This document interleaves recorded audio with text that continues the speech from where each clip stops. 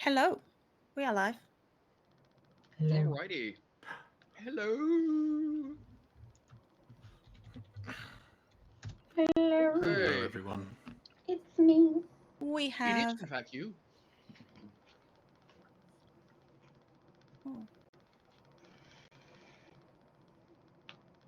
no wait. Hmm? Stop it. Oh wait, sorry. That's my Yay, my legend points. life. We now know that we don't have legend points. Yay. We now it's know that we do official. not have legend points at all. It's official. Oops. Sam, tell us about you. Oops, sorry, I audio cut out. What was that? I heard Sam and then nothing. Tell us about you. Hi, I'm Sam. Then nothing. No. I'm Sam, then nothing. Please tell us about you. I'm a voice actor and a performer. I'm based in Australia, mostly in Queensland. Oh shit. I can be We've found heard on the Twitter. story before. Yeah, I like this story. Still? I can be found on Twitter, which is on screen, but for those just listening, it's at @the_real_Sammy_P. I'm also currently getting ready to do a production of Rock of Ages, which will start next week. Fantastic. How long is the run? It's only 3 weeks, and really only just like Friday, Saturday, Sunday. Oh. It Exciting stuff. It's First show of a long time. Yeah, I think I shared I was sharing like the Facebook event, and I was like, it's been a while since I've done a musical, and then I went, I wonder how long it's been, and I went and checked, Don't think and about that. it's been 8 years. Yeah. And I was just like, well, I wonder where that was, and then I looked at the last musical I did and went, oh yeah, I remember now, because that one was rough. That was a show. I did a production of Bat Boy where I found out the company does like an end of year party for everything, and I found out months after that, because I wasn't able to go, that they give out awards, and it's like they do like a best actor, best whatever, but they also do a bunch of joke awards. Okay. And one of them is, it's got a longer title that I forget, because it name drops someone very specific to like the Brisbane Community Theatre. But it's basically like best dummy spit of the year. And I realized I ended up asking, because a bunch of people, like a guy who's like a friend of mine was like, hey, you going to do this thing? I was like, no, I've got work. And then someone who I had like some uni classes with was like, hey, you coming to this thing? I was like, we don't really talk much, but no, I'm not. And then just random people that I don't really know were like, are you coming to this party? I was like, why? And so months later, I was like, why were all these people asking if I would go? I was like, oh, because you won the best dummy spit. And I was like, what? If that's what you should have led with, that I would have made a speech. No, I don't. Yeah, I would have spat the dummy again. I don't regret for a second anything that I said in that moment, and I would have reiterated it. But this is a show where it wasn't until it was like the company's like first show of the year, and it was the closest I've come to like just dropping out of a production that I had promised to do. Wow. And a bunch of my people that I have worked with before and friends of mine they just dropped out. They're like, no. And then it wasn't until their AGM for the company that they discovered that there was someone within the company that was just siphoning money away. Oh yeah, I've been in one of those. And part of the stress was situations where, like, say the director would be like, hey, here's a couple of $1,000s or whatever to give to the costume person so that they can get all these costumes done. And then that person would go to the costume person and go like, here's $300. This is for all the costumes. And they'd be like, oh, okay. And then the director was getting stressed because like they thought the costume designer was being was like, why are you saying it's so difficult? We gave you the resources you need. Whereas the costume designer was like, you've given me barely anything, and I am scraping by. I'm doing a good job considering. Why are you writing me like this?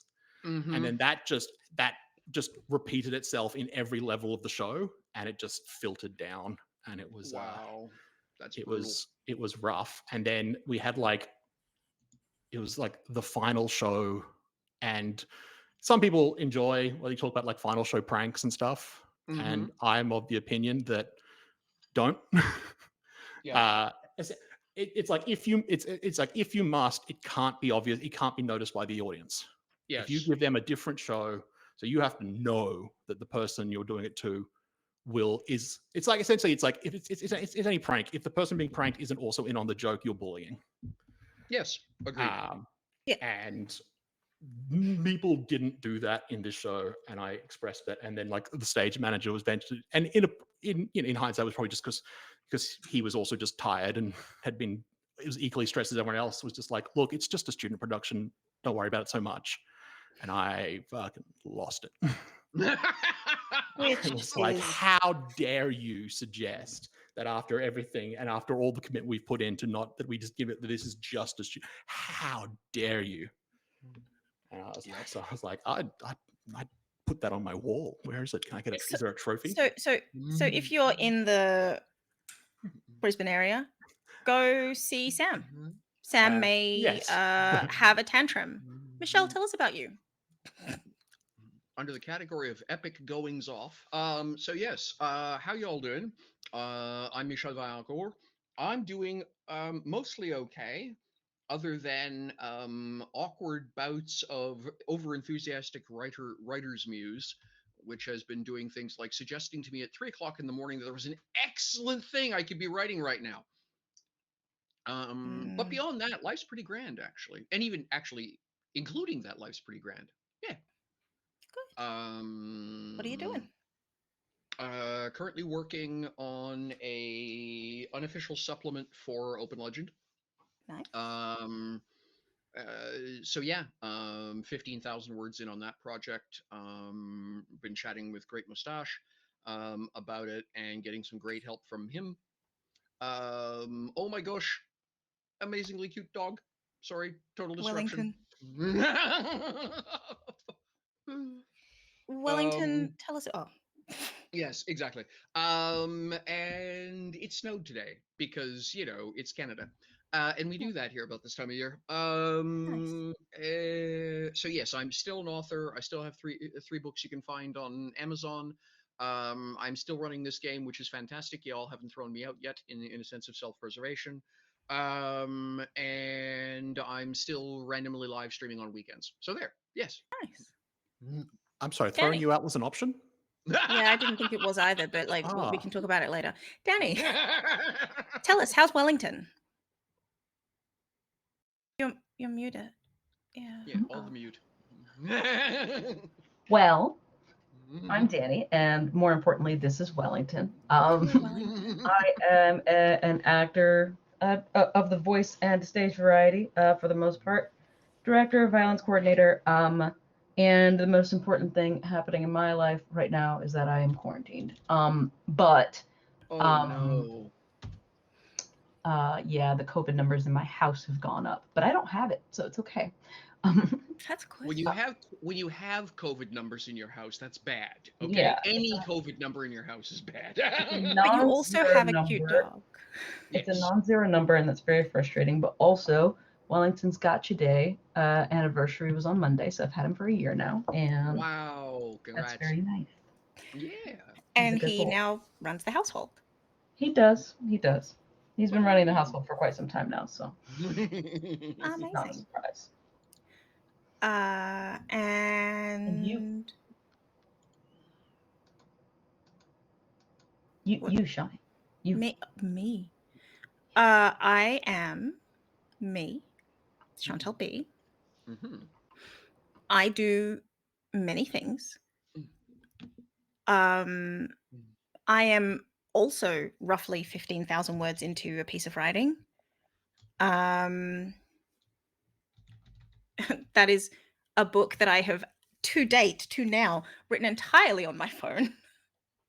Oh, no. So that's 15,000 words on my phone.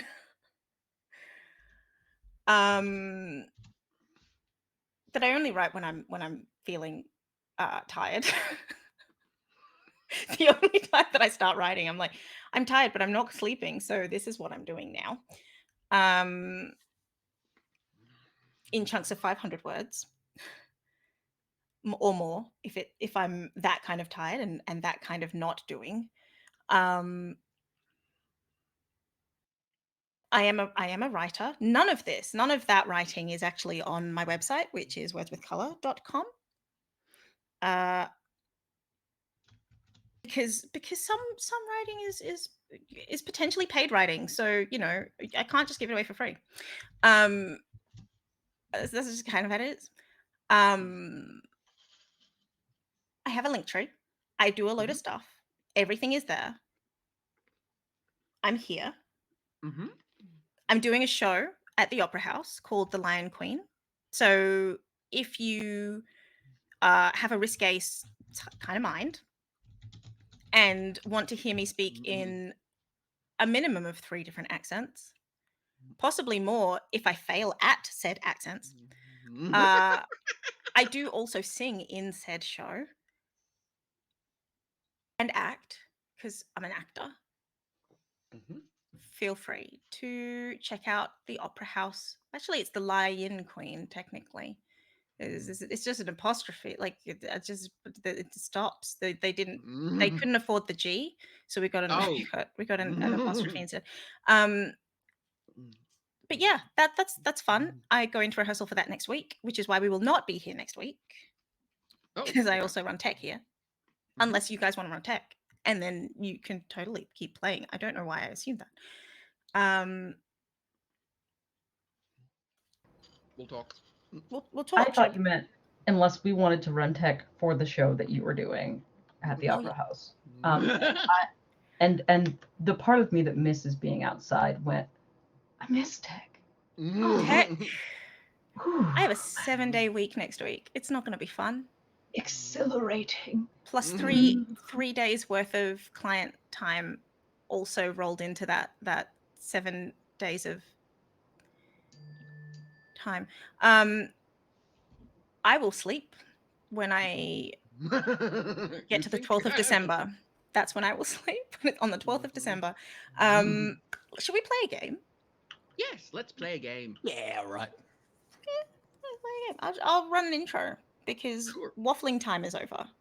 Okay. And now it's waffling time time. is complete. Okay.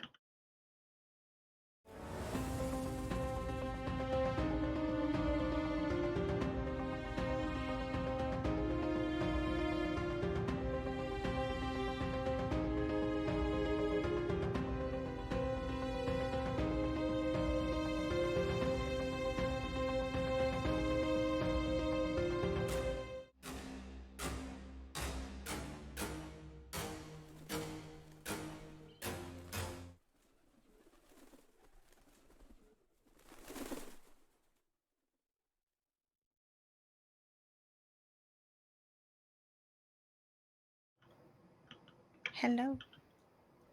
We're back. Hello. Heyo. No, it's my soul. Oh, I keep doing that, don't I?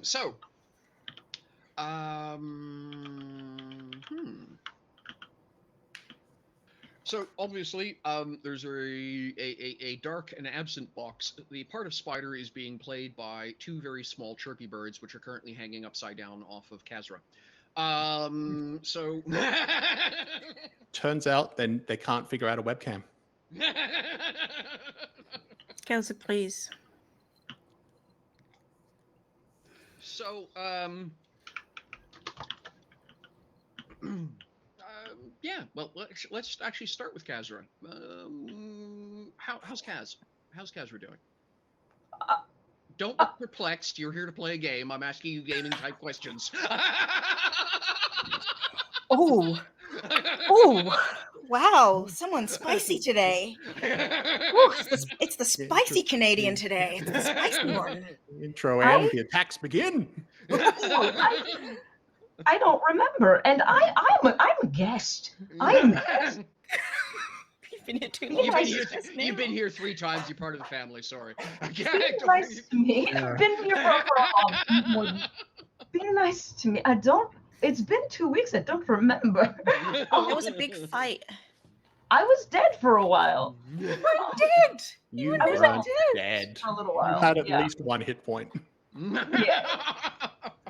I was clinging to life by Yes. like a talent, a single talent. Yeah.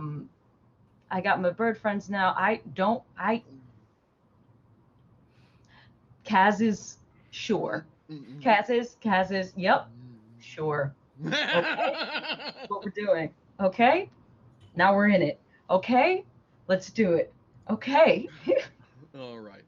I have it as the 27th of Yijazir, early morning, just about breakfast, the morning after the fight, if you will.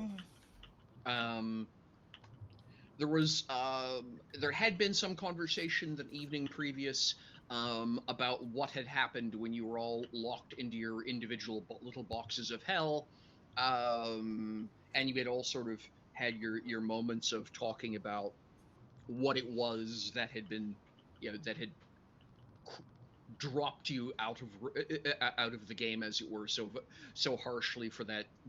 What felt like the longest handful of seconds of your lives. And then everyone had very somberly gone to bed with, usual watch rotations and that sort of thing. Hero, my soul had returned. Hero had taken their leave because they had a lot of thinking to do. Because of course, Hero and my soul sort of got a double dose of the entire experience. And there was some error that needed changing there collectively for them. I think Spider, as I recall, was somewhat evasive about exactly what had happened for them. I don't think we talked to Spider because Yeah. Spider got drunk. Yes. Spider got drunk and yes. flew. Yeah. Yes, I remember that now. Yes. The literal throwing himself at the ground and missing moment. Yes. Oh yeah. Yeah.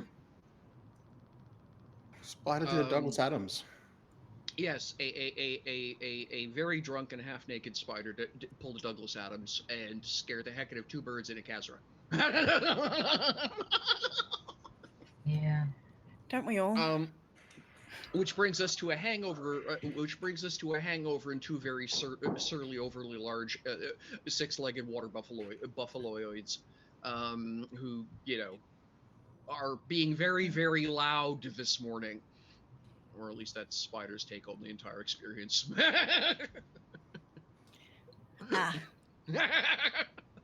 I assume Spider is going to sleep off that. Yes, I suspect that would make a certain amount of sense. So who is steering Boris and Alexei, and who is riding shotgun? Hang on. Never mind. We've done this already. I'm like, why is the it's Alexei and then there's Alexa and then I didn't do this. Was not. I had no say in any of this. I just wanted known. Imagine Alexandria did not either. So that's yeah. No, Yeah. these are names that Spider arrived with. 2 6-legged water buffalo named Boris and Alexei. fine. Did we try and change Alexei to Natasha just We for tried. this exact reason? So it could be we Boris did. and Natasha. Yes. Okay. Yeah, there's Didn't stuff work. about their names as well.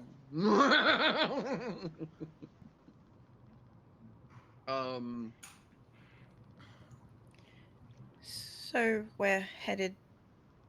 Yes. Who's driving? Is the question? Well, that was my question. Is who is where?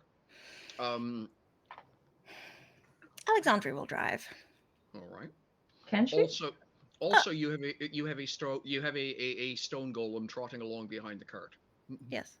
Alexandria can ride a horse. I presume that would be. That's not the roughly same thing. That's not even remotely. They go skill straight set. forward.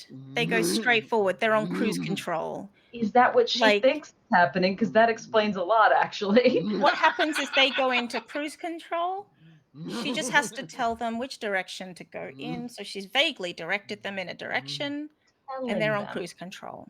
She's speaking to them. I see. That's like, yep. Imagine like Mysor's essentially riding shotgun and can at the very least just be like be somewhat mindful that they're not doing anything that can't just be subtly corrected, I guess. I'm gonna say Kaz is sitting on top of the whatever the back of the wagon sort of situation is. Instead of flying, but she's also like she can sort of swoop away whenever she needs to, if she needs to. Can't think of a reason why she would need to, but what if she needs to? Yes. So this is sort of the equivalent of the fantasy equivalent of a Conestoga. So it's 12 feet wide, 20 odd feet long, watertight, hard deck. It has space. It has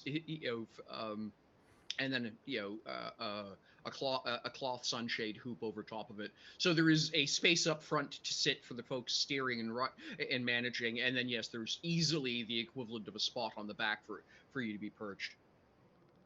No, she's definitely on the top. She's just very light. She's a bird, so. Sure.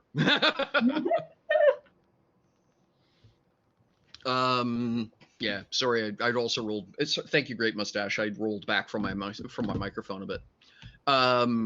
So yeah. So, is there anything you folks are talking about as you're making your way along? The area you're rolling through currently is a plains-like area. Modest. The area you were in, of course, was where the battle took place, and there was an awful lot of ruins and things. As I said, you think it once upon a time had been in a village or something that had burned. The area, so you've left that area. There were some trees and stuff in what have you. The area you're moving through now is rolling hills with the odd tree dotting the landscape. Not a lot of just sort of big open wind-swept space. Not flat, undulating. But the sky is huge, if you will. In a way that altitude and plains will give you. Beautiful day, in contrast to the roaring storm that had swept in with the arrival of Smithers. So yeah. So what conversations are taking place as you roll along?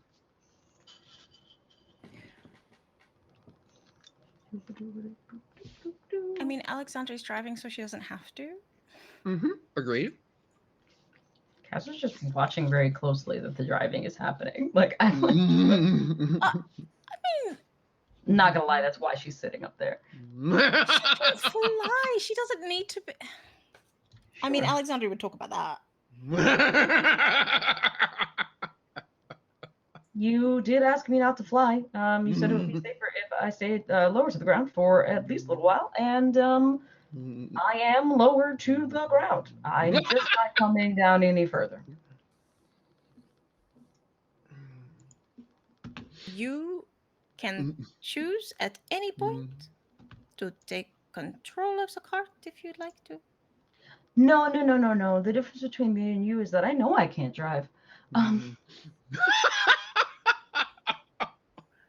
Should we hand the reins back to Spider? No, that might be worse. I just, just keep talking to him. What about the dragon? I'm sure they'll be amenable to it. As long as they don't get angry about. You just sort of like ask it. As long as you don't have to turn or stop suddenly or anything like that, I'm sure we'll be fine. I'm just going to be up here just in case. The birds agree with me. Do they? The better way of putting it is No. the birds are happily agreeing with everything that's going on. And oh, by the way, look at over there. And what's the word for when the air moves around really fast? Is that wind? Because we always forget. And oh, The by birds the way, agree look with at everything. etc. I'm not refuting that either. Maisel, do you know how to drive a cart? I mean, yeah, Okay, then here you go. but you're not doing a bad job, and if you want to learn, these creatures seem like they kind of just do their own thing. You don't have to. They're not that temperamental, so.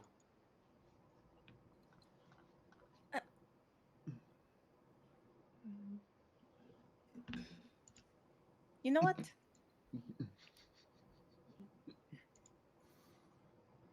If there are any complaints,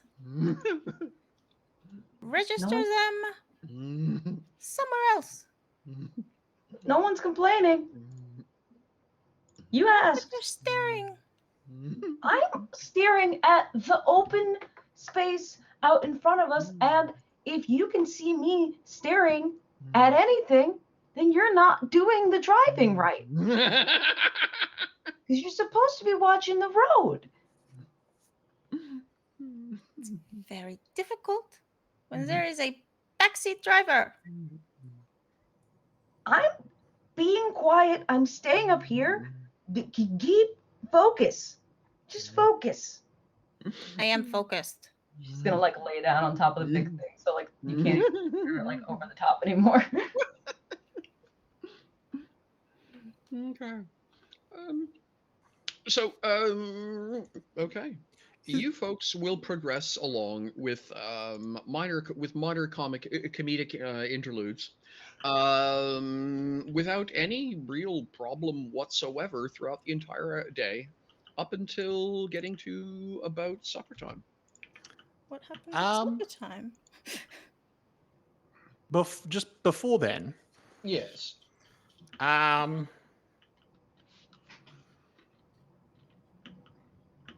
Kaz would feel essentially the telepathic knock of like, do you accept this call?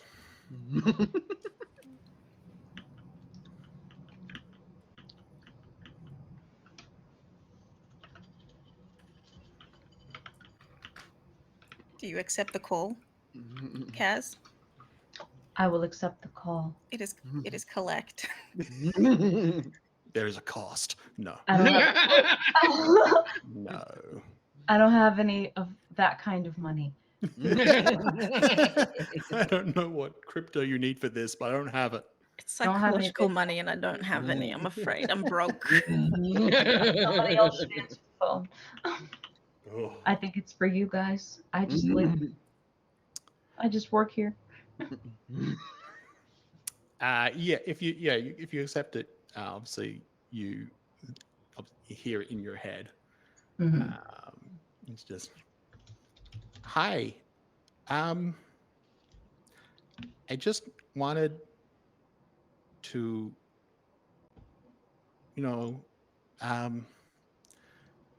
I guess check in, see how you're going. She's up there, like laying down, thinking, because she's getting this in her head. She just points at herself. Me? I'm fine. How? Wait. She says I'm fine very softly out loud, and then realizes that she's supposed to be thinking, and then goes, she thinks, I'm fine. How are you? You over. You're. I realize this is a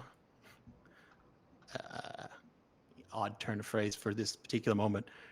Overthinking this.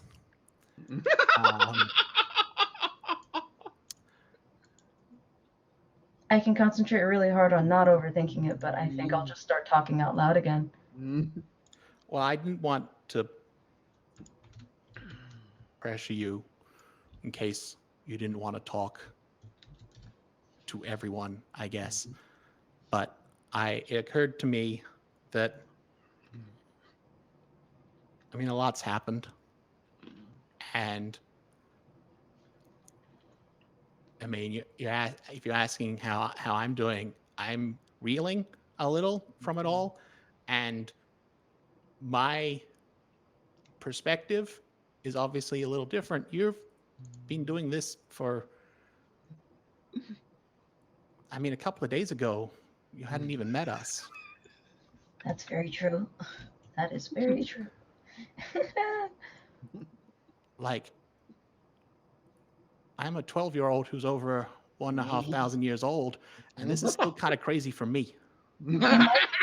Mysel, please So, don't recount all of the wild things about you guys. sorry. If you start to list them, Yeah. I will start thinking about them again as if it's the first. Don't do it. Don't do it. But what I meant was beyond that, just the things that are outside of the group. You've kind of gone through a lot, and I just wanted to see if you were okay. I'll tell you this, and I appreciate you asking. I don't know how to be anything other than okay. Weeple 60, after a certain point, you kind of find a way to just kind of go with the flow and just kind of accept things as they happen. Because things are going to keep happening. Oh boy, especially with you guys. Things are going to keep happening. So if I spend too much time caught up on the old stuff, I will not be ready when the new stuff hits you, as evidenced by that thing that just happened back there. So, by definition, I'm doing just fine. And I hope you are too, little buddy. Or, I shouldn't call you little buddy, but yeah. I'm little, and I like to think I'm a buddy. Okay, little buddy. I just hope that Alexandria and Spider are okay too. Spider seems like he's pretty okay with almost everything, but Alexandria, I worry about that one sometimes. And I think that's kind of the whole point. Quite the opposite of you know, what you hear when you're having conversations like this. This is exactly what I signed up for. So, you know, come what may, I guess. You signed up for demons? Well, no. But it So did I sign don't. up for you guys, so I probably should have expected that. I'm not gonna. I don't want to. I'm not gonna force anything, issue or anything like. And I'm not calling you out specifically. This is a conversation I've had with both Spider and Alexandre separately as well for a variety of reasons, but not nothing.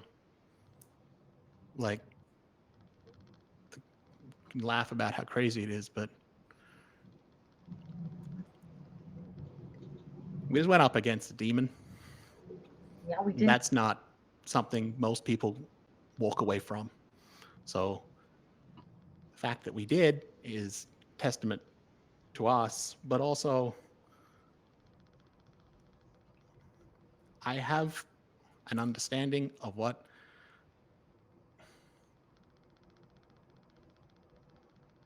I am very aware of how much of a private and important space the mind is. And the demon violated that for all of us.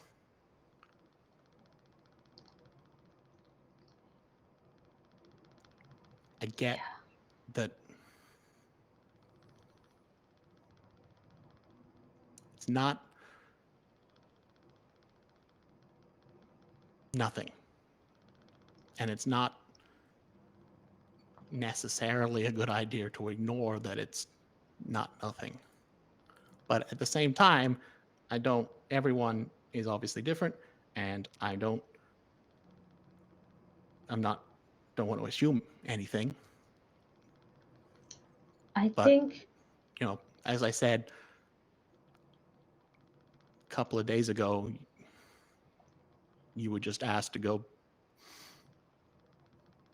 look over a couple of weirdos. Huh. It kind of escalated. So I just wanted to, you know, take a moment just to check that you're doing okay, because I've got a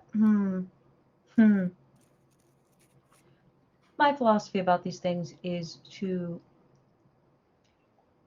live first and then fret about it later. So I think I'm going to stick to that. If that's all right with you. yeah, as long as you're okay. I'll let you know if I'm not. Always happy to listen. Thanks. And the connection just drops away. Tender. I have very good reason to believe that you've reached the borders of the Burnfire tribe just about an hour before sundown. I say that because the ground has been scorched as though literally put to the torch. For as far as you can see from that point forward.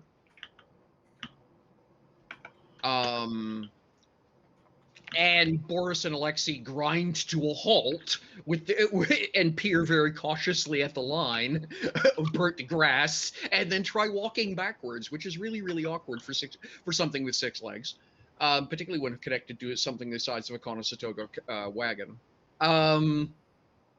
They stop. You- They stop. They stop dead. Like they just stop. Wow.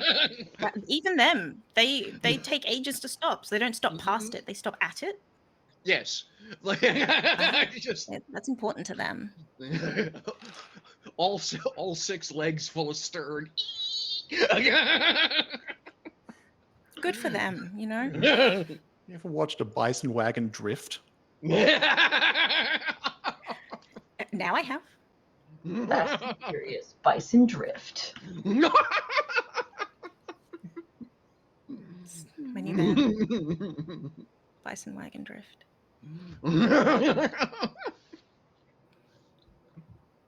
And They there's no can like, just go ahead. just to be clear, like it is just like there's a distinct difference in like the terrain. And But yes, as in it looks like, honestly, to my soul's eye, it looks like Harrow. It looks like Harrow had a temper tantrum for the better part of one horizon to the other. Ah, right. Oh, right. I remember now. Alexandri is simply when they stop, say, I didn't do it. You cannot blame me for it. I did not do it. Burnfire tribe. No, I neither. named the Burnfire tribe for a reason. No.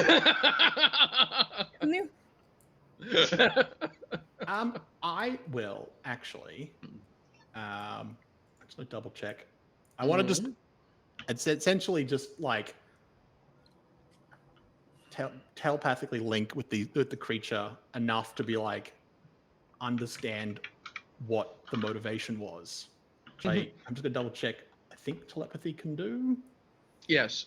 Oh, it's like power level 3. Yeah, okay. Yeah. It's like the very first thing telepathy can do. Yeah, you don't even need to roll that. Hey, how you doing? Are you going crazy? And it mostly just be like, is this like this is different. I'm not comfortable with this change, or is it like more specific? We don't like this place. It is much more in the vein of something unnatural is here, and we don't like the smell of it. Right. So, you've all. I mean, you live in Australia. You know what it looks like when the brush fires have rolled through areas. that is what you are seeing. It is singed to the ground. For as far to the right and as far to the left as you can see, and it vanishes off into an ever increasingly sooty-looking fog ahead of you. Does it look like it was recent, I guess? Or is it just sort of like this, it's been like this way for a while?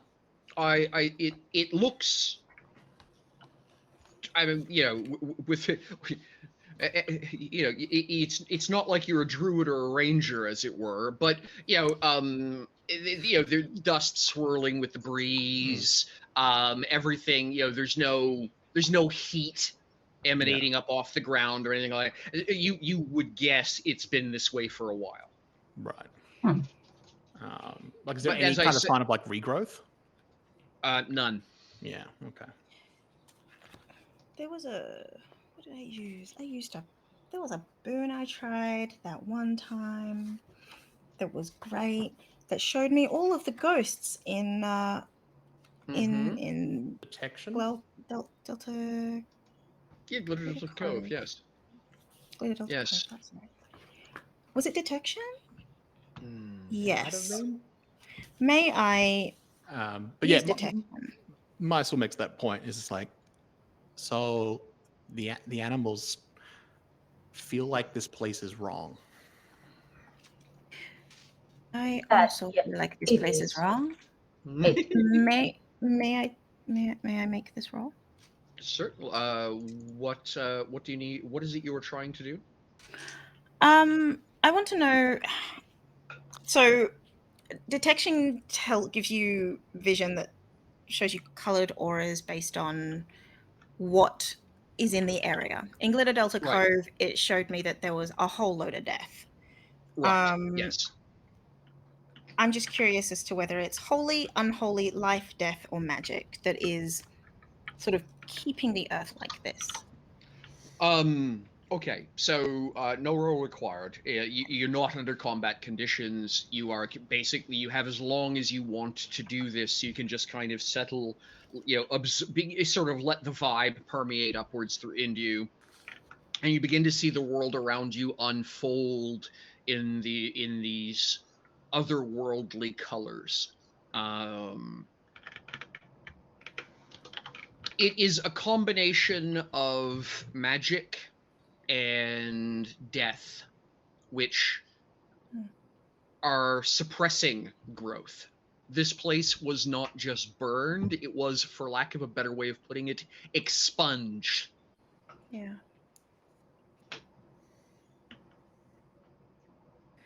The fire was the beginning, not the end, if you will.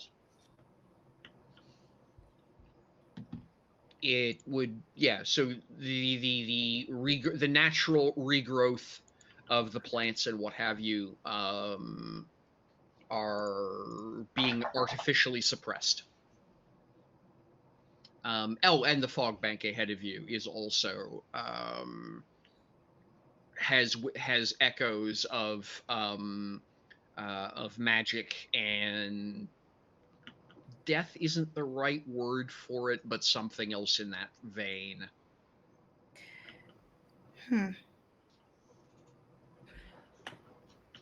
Maybe we shouldn't go into the fog.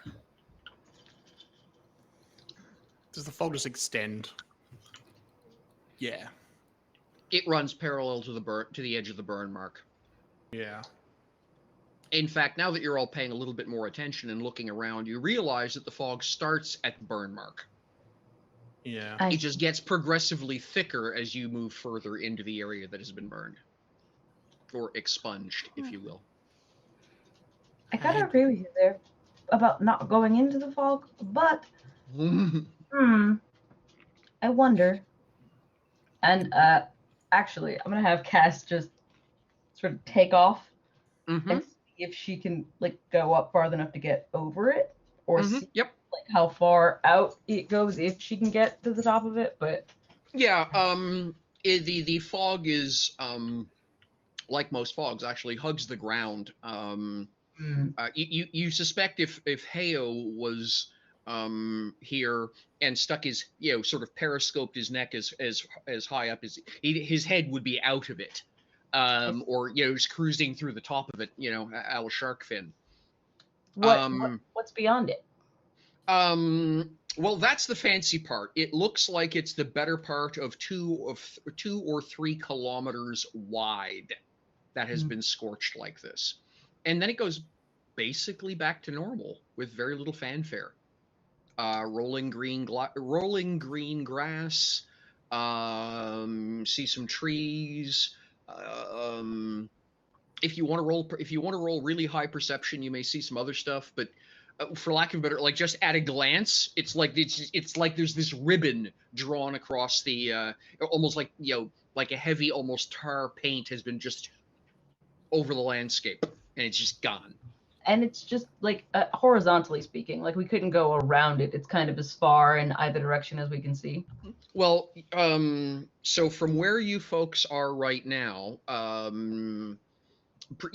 within the constraints of reasonable, how high can you fly, how fast? It's eye to see, left to right. Okay. Okay.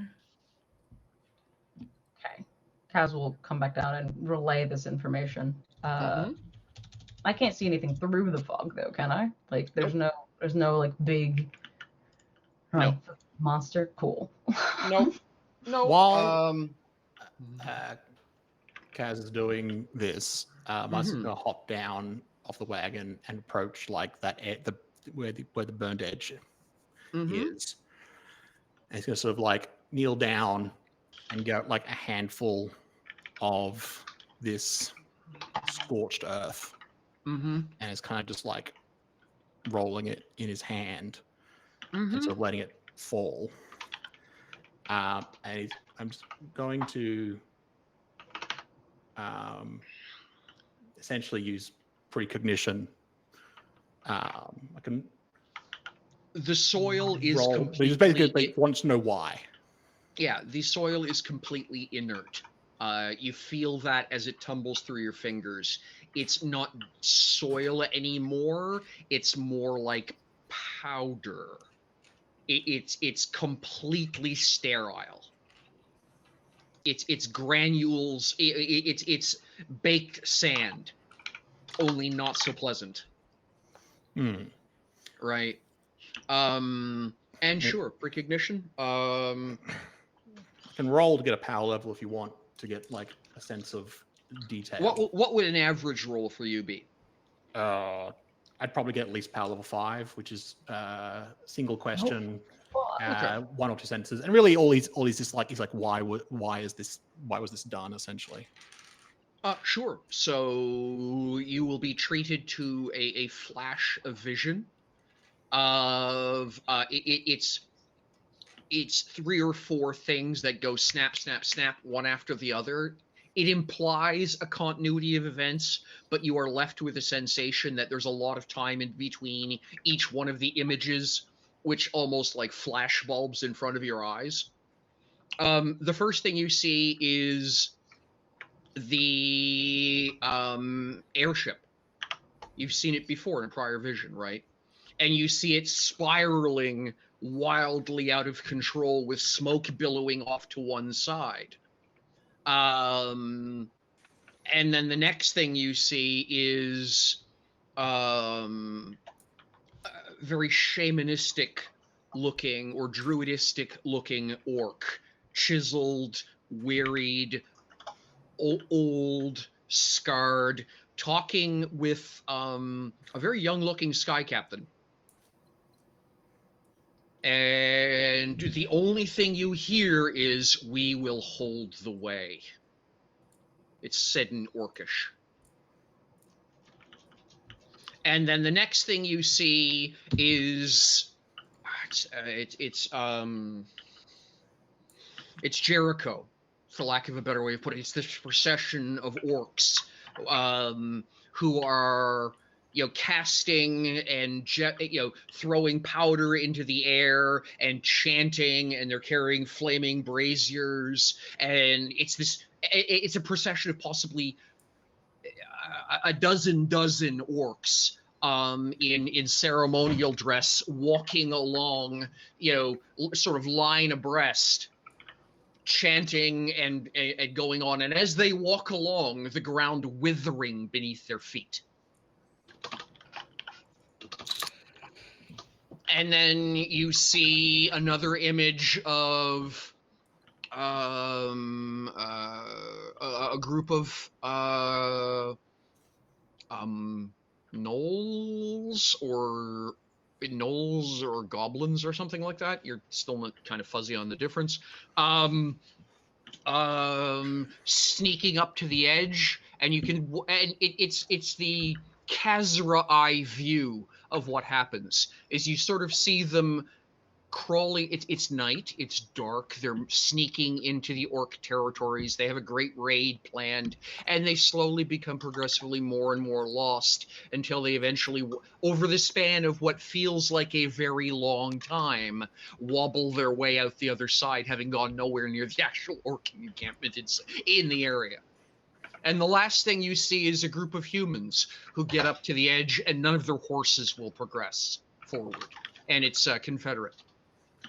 And the horses are rearing and shying back, and no, you can't pay us enough oats, kind of thing. Okay. Marcel sort of gets up and wipes his hands, and sort of turns back to the group and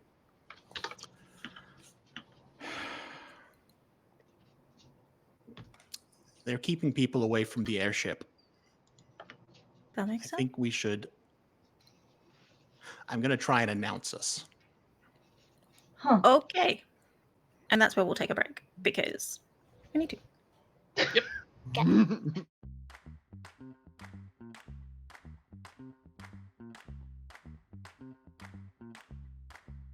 Why hands?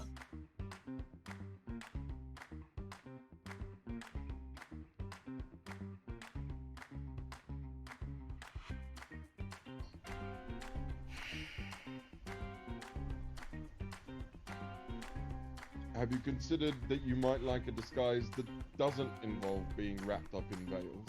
Yes. Will you let me do your makeup? No.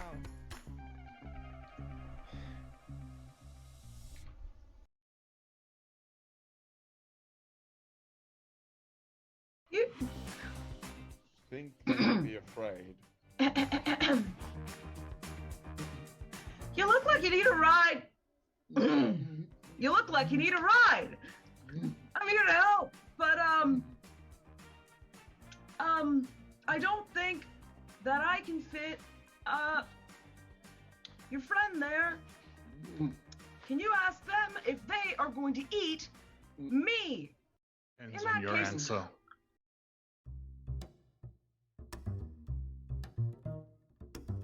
My name is Michel Vaillancourt. I'm the games master and storyteller for Unlawful Disorder.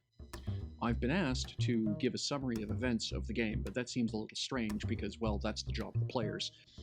Don't ask me what the story is, I'm just the guy telling it. So, let's talk about how we got here. So, about a year ago, I saw a bunch of really talented people doing some really cool stuff, and I thought, well, that's cool, I'll have to keep them in mind. And a little while after that, I got a call from a roleplay channel asking me to set up a game. They wanted a European time zone friendly game. So I went back and I called up the cool people doing the cool stuff. So that would be Chantel and company. Cool. So, after that, we took a little bit of time, discussed a good D&D campaign, and I brought forward one of my homebrew worlds. And they looked at me and said, no.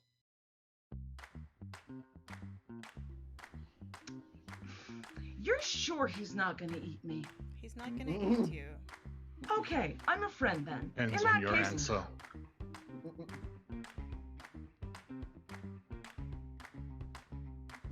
It's not the name that's on the bounty, and that's all that matters to me. Okay. Now I just have to remember to respond to it. Well, you'll do that, won't you, Eric? Eric,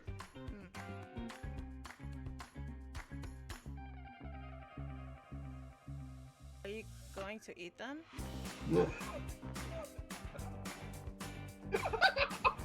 Considers it. By the way, you have no clue what she's on about. Like, you've never seen one of these things before.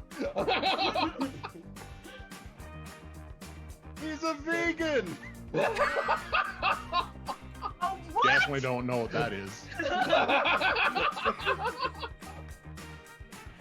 I don't care what he is. He's got big teeth.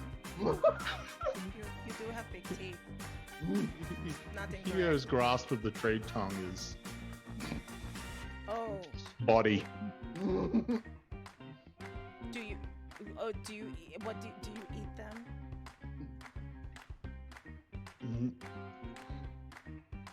Sort of looks back up. I will not consume that person. Could you be a little more generic and just say you're not going to consume anyone in the city as well? Just to make it easier. That'd be great. Sort of reverting back to elders, like, Just try. what language? know? I'm not gonna eat people. I know you're not going to eat people. Language is hard. I know. Just say it the way I'm telling you to say it. I'm not going to eat the city. I'm not gonna eat the sea. I'm Yes. not gonna eat the sea. I'm not gonna eat the sea. Sam,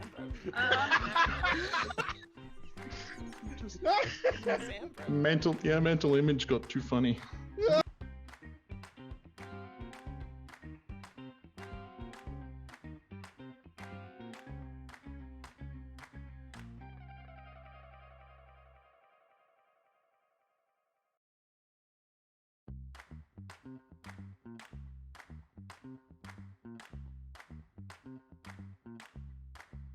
Why hands?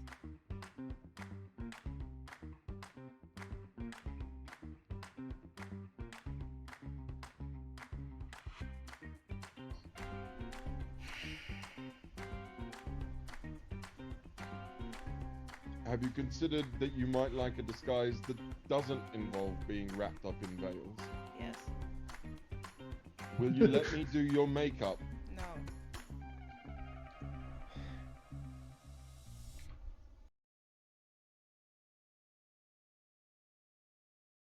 You...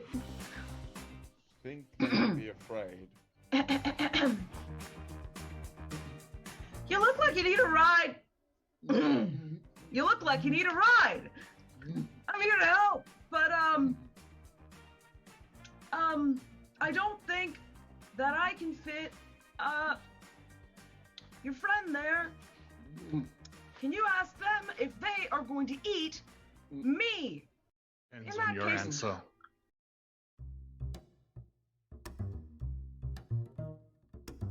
My name is Michel Vaillancourt. I'm the games master and storyteller for Unlawful Disorder. I've been asked to give a summary of events of the game, but that seems a little strange because, well, that's the job of the players. Don't ask me what the story is, I'm just the guy telling it. So, let's talk about how we got here. So, about a year ago, I saw a bunch of really talented people doing some really cool stuff, and I thought, well, that's cool, I'll have to keep them in mind. And a little while after that, I got a call from a roleplay channel asking me to set up a game. They wanted a European time zone friendly game.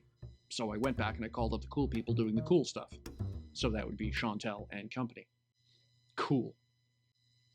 So, after that, we took a little bit of time, discussed a good D&D campaign, and I brought forward one of my homebrew worlds. And they looked at me and said, no.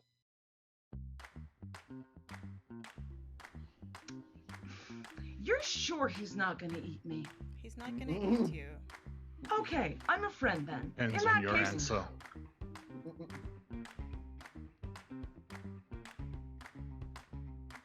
It's not the name that's on the bounty, and that's all that matters to me. Okay.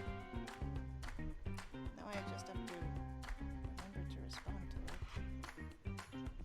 Well, you'll do that, won't you, Eric? Eric,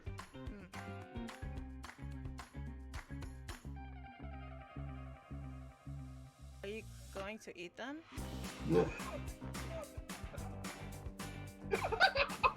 Considers it. By the way, you have no clue what she's on about. Like, you've never seen one of these things before.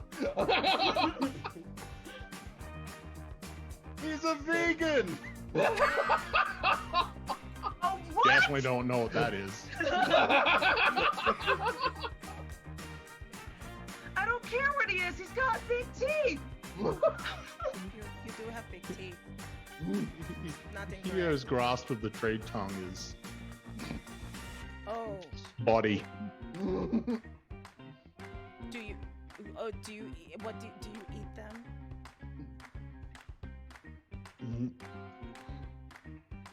Sort of looks back up. I will not consume that person. Could you be a little more generic and just say you're not going to consume anyone in the city as well? Just to make it easier. That'd be great. Sort of reverting back to elders, like, Just try. what language? know? I'm not gonna eat people. I know you're not going to eat people. Language is hard. I know. Just say it the way I'm telling you to say it. I'm not going to eat the city. I'm not gonna eat the sea. Yes. I'm not gonna eat the sea.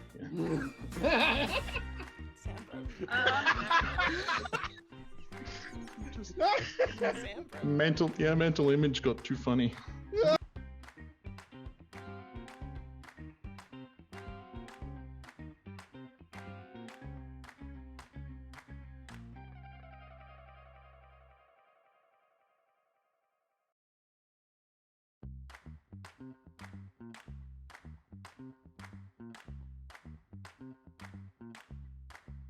Why hands?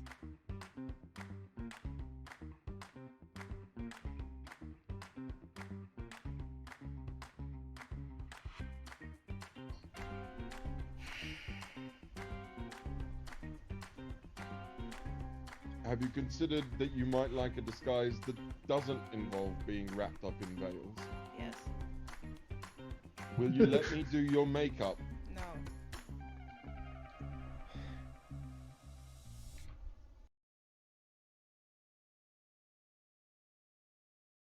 You... Think don't be afraid. You look like you need a ride. You look like you need a ride. I'm here to help, but I don't think that I can fit your friend there. Can you ask them if they are going to eat me? Depends In on that your case- answer.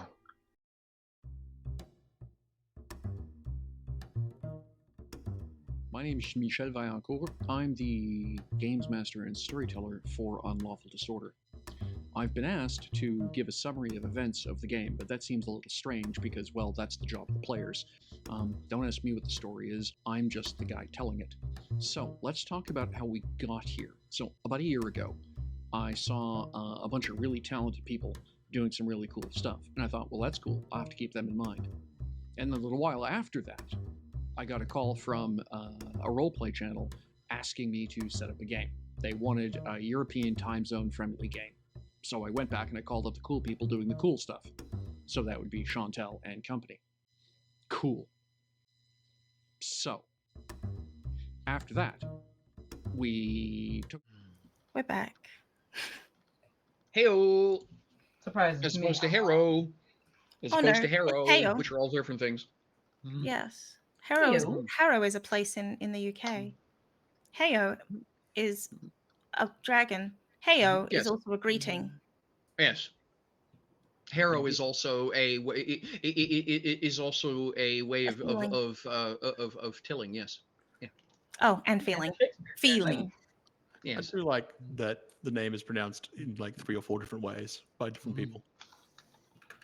I mean, no.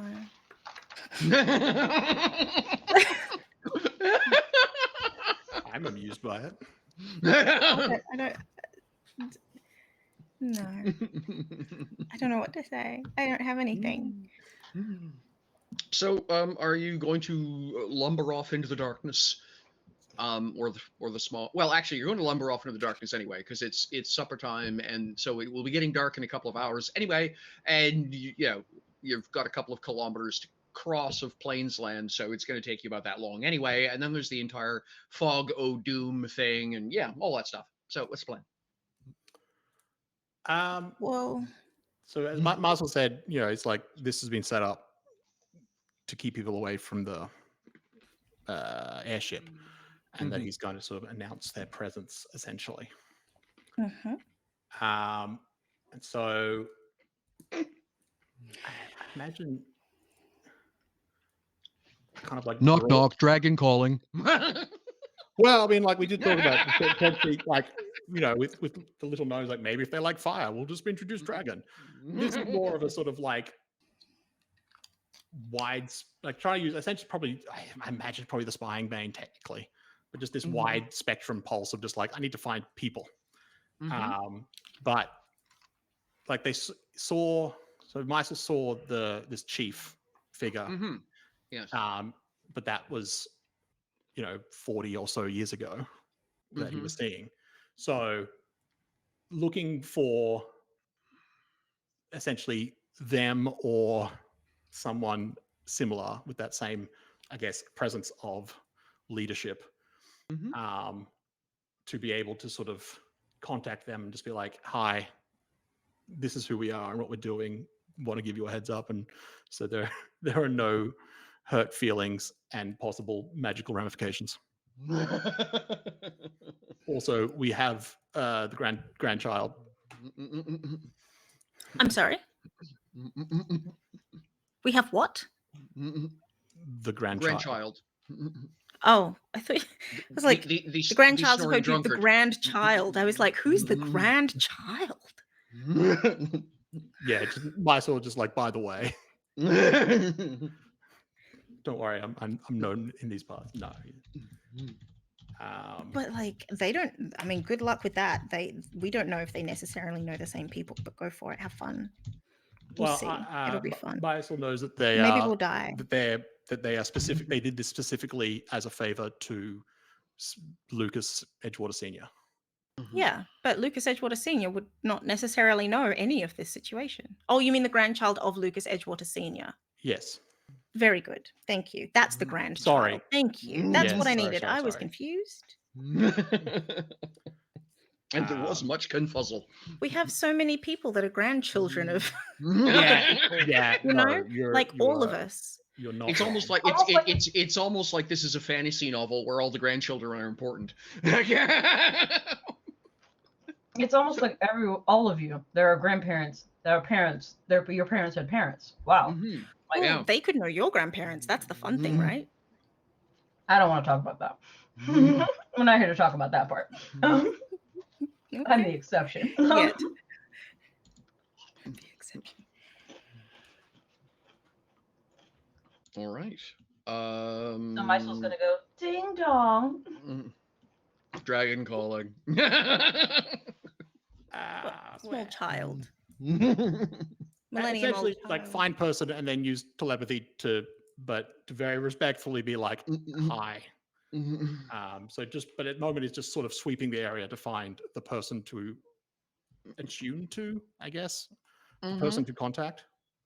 Sure. So for lack of a better way of putting it, 40 years is a long time for an orc. The orc you were looking at was not a young man. It was not a young person. Oh, I'm not expecting to find that orc, no. So, your initial feelers will reveal to you a stone cairn on a hill.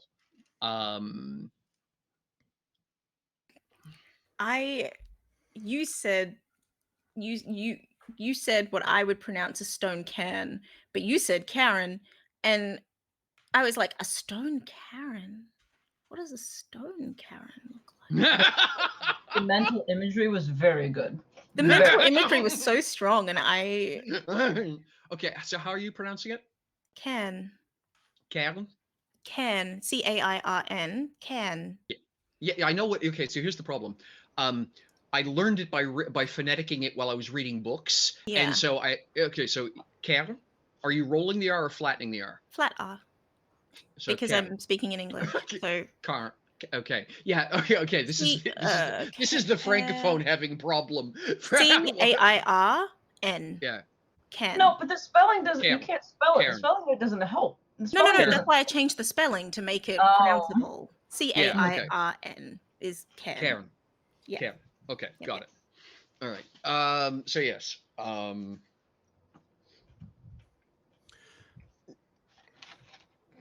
All right then. Yeah, sort of like, if not this person, to either, I mean, I've been putting a lot of effort into remembering all culture and language, and being like, yeah. is the chief usually like passed down parent to child? It varies Yeah. tribe to tribe. I think the awkward moment is going to be as you are scanning when you suddenly find yourself staring at someone who's staring at you. Just as good. I was about to say, it's like look for someone with a similar air of authority, and it's just like, or hi, you. Yeah. Okay. I'm just going to say, it's like there very much is that mental sensation of walking around a corner and finding someone else walking around the corner, and you're both looking for each other. But what it is they're. I was just going to say they're looking at a substantial chunk of crystal at your image, looking at them. You know, as it were, if you will, the camera that they're looking at is from within the smoke looking out. And you can see you with that sort of, slightly glassy expression and everything else around you as you're looking for them.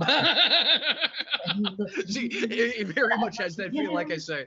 Yeah, and mentally the knock, knock, knock feeling really does, that moment of both of you walking up to the same door and knocking on opposite sides of the door at the same time. the telepathic equivalent of hailing frequencies being open. So yeah, if I feel them trying to connect, and at the same time I'm trying to do that as well, just like, yeah, just and keeping it in Orcish is essentially, hi, I wasn't sure who I needed to contact, so I'm glad you found me. This makes this a lot easier. My name is Maisa Ludovic Maka. What's your name? Torak Drago. What brings you here, Ludwig? So I understand that you, your people are, I guess, protecting an airship that used to belong to Lucas Edgewater Sr. I am currently traveling with one of his grandchildren, and we think we need to see the airship. It might have information we require pertinent to Lucas Edgewater Sr., amongst other things. But I didn't want to. We certainly don't want to just trample through your land. So I was looking for someone to essentially announce ourselves to. So the individual you are looking at, in an amusing sort of way, seems almost as young and out of place in their own vibe as Mysel would to anyone who didn't really know what was up with Mysel, as it were. Youngish, orc, heavy furs, mantles, obviously a lot of artifice associated with their position of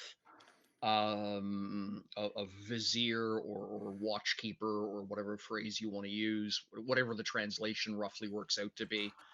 And yet the face itself is youth. first, just at the edge of the of their first third, the end of their first third of their life. Still a remarkable amount of optimism.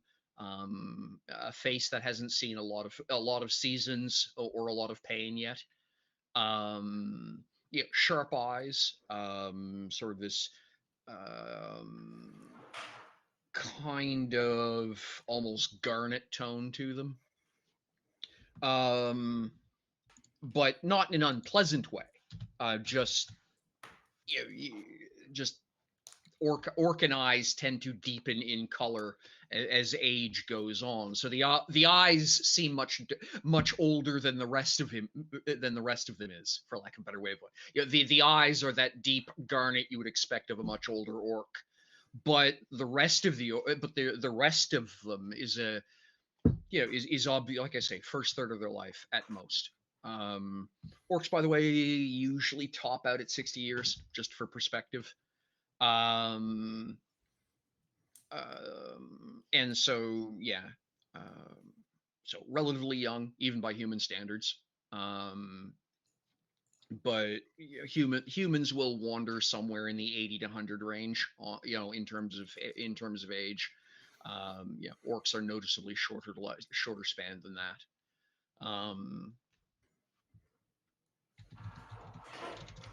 So there's going to be this long pause when Torok regards the crystal in front of them.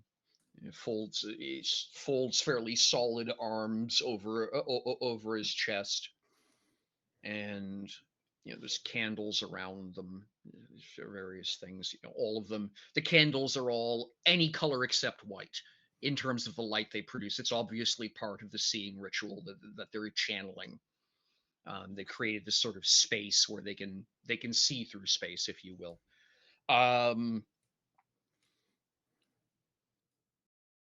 It is a great claim you make to bring the grandchild of the captain here. There is a small problem, however. We probably hear this claim about once every three human years. Well, that is interesting. So far, the tally of those who have not been lying to us and therefore not put to the axe is exactly 0. So I assume that there's a way for you to test it? Indeed. But okay. They would have to consent to having their mind examined. Their mind and a little bit of blood magic. Well, I'd have to ask him, but assuming it's not overly invasive beyond, obviously, the scanning of the mind to confirm what we're saying is true, I don't think there'll be a problem. I will caution you.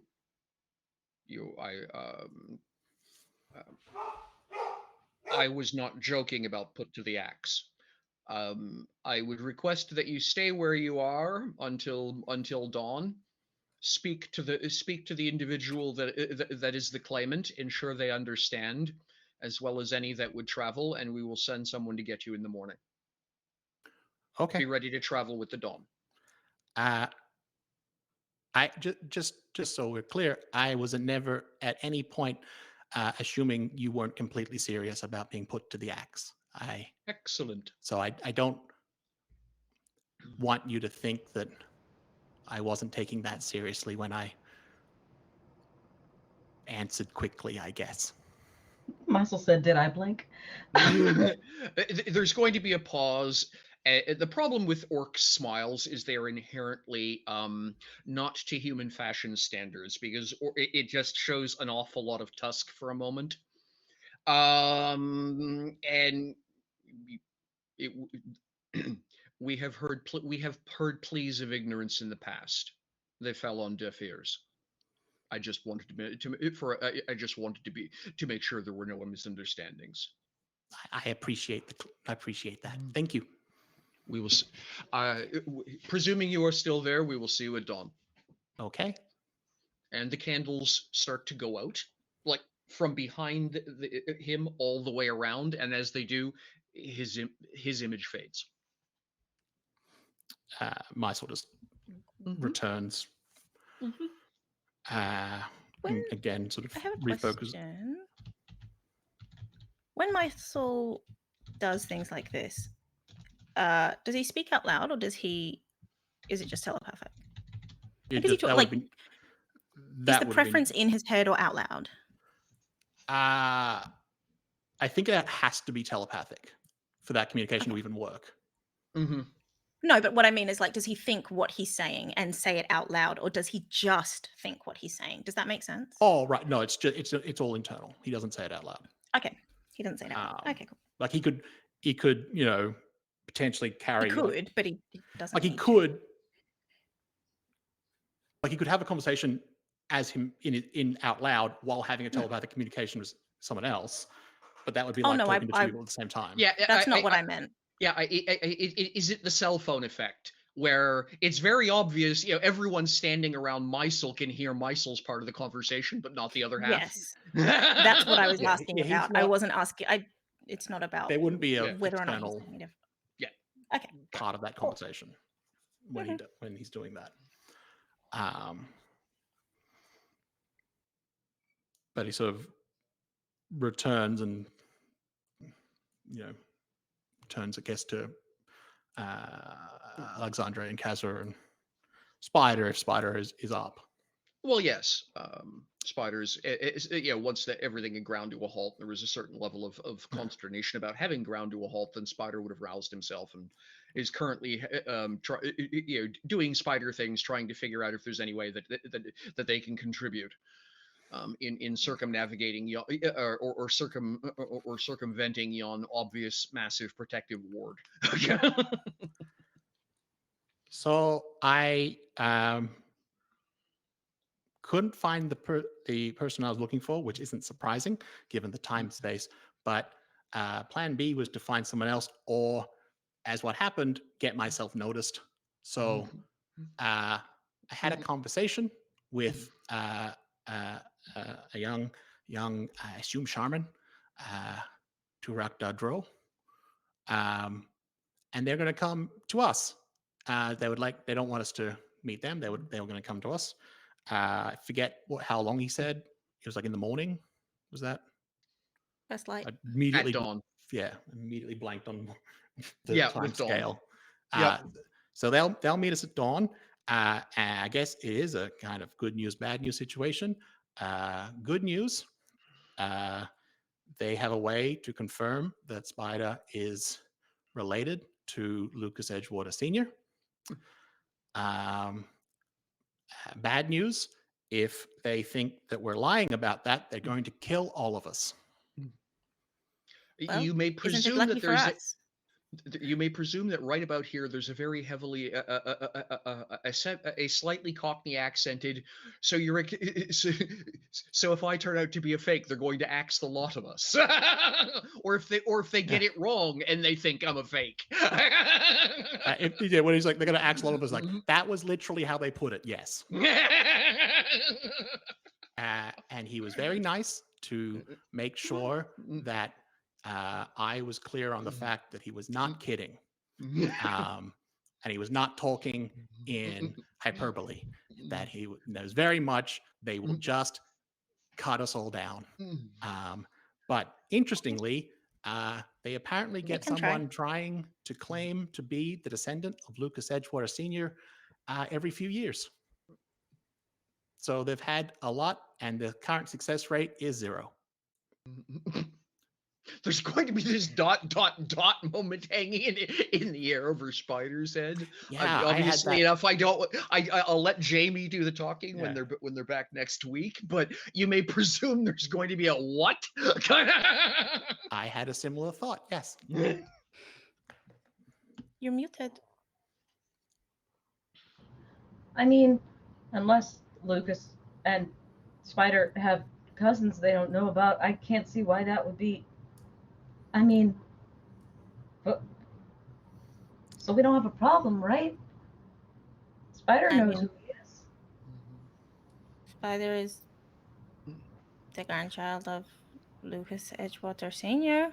So Also, My- not gonna lie though, it does sound like a trap. I think we should, just sort of like maybe prepare ourselves. Like maybe I'll sleep like up there, over there, just in case they try to sneak up on us and kill us before they do the test thing. Oh, always good to be safe. Far Stay as right there is not good. Like not a thing that I like to hear. Don't move, stay right there. I'm coming to get you. As far as I can tell, and I agree with you entirely, but as far as I can tell, they are on the level. From what I saw, they agreed to Lucas Edgewater Sr. to stop people or prevent people from reaching the airship, and that they have been doing that for the past 40 years-ish. And they've been doing it very well. As you can see, with the animals just stopping, that has happened more than a few times. It's prevented the Confederacy and others from trying to get too close. It was surprising to discover that there are more people that know of the airship's existence, but also that they don't, that they think that they can get away with lying. So apparently they're going to essentially look into Spider's mind and examine a bit of some of his blood, I think. I'm told it's not overly invasive beyond obviously someone scanning your mind and blood. I was just gonna say, you may presume there's going to be some Spider-esque. Wait a minute, how much blood are we talking about here? My impression was not much. Well, aren't you lucky it's clean? It was not much, unless they don't like the answer, and then a lot more. Oh, wait a second. It's clean, but it's still all his, right? Because you did do that thing, and that might change the outcome of the test, right? Like, I fucking hope not. you didn't clean it too much, did you? I don't think so. I just want to make And if it did, then it's probably better anyway. These guys don't know anything about DNA tests, so Oh no, it's a DNA D&D question. I wish Jamie were here. That's a conversation that Jamie's been trying to avoid for like 10 years. Just saying. How many flights of this ship with Theseus? I'm just saying. I would assume that's why there's a mental scam as well. There are multiple layers. Just think real hard about your grandpa, I guess. Yes? Did they ask about... How did you describe it? I guess that did you depends say on what you mean by it. Did they say that they're trying to keep everyone away from the airship, but they would allow a grandchild?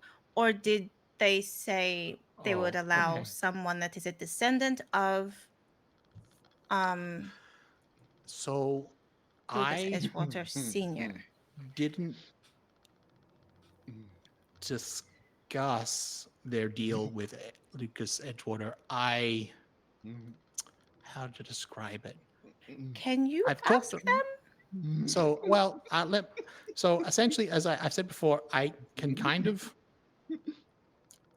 for lack of a better way of explaining it, tap into a kind of universal consciousness and get a sense of situations. So I did that in regards to the scorch marks and why, and wanting to know why. And the answer was that they had made a deal with Lucas Edgewater Sr. No, that's not why I'm asking. So when I just want to know if Spider's dad is the one sending people, or if it is someone else. We didn't talk about it to that That's extent. why I'm asking. I see. If it was the grandson specifically, or if it was any descendant. I don't know. I don't know. No, can you ask? So what the way the conversation went was that I introduced myself, Can you And- ask?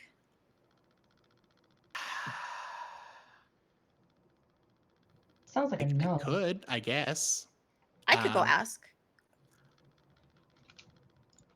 Mentally or physically? No, I just walk up to it and say, No, hello. you can't go Well, in no, there. they asked us. I'm not going They- to go into it. That sounds stupid. But I'll stand on the edge and just say hello. If Cabs McGee can find me, then I'm sure someone else can. I don't think they can hear you through the stuff. It's there for a reason.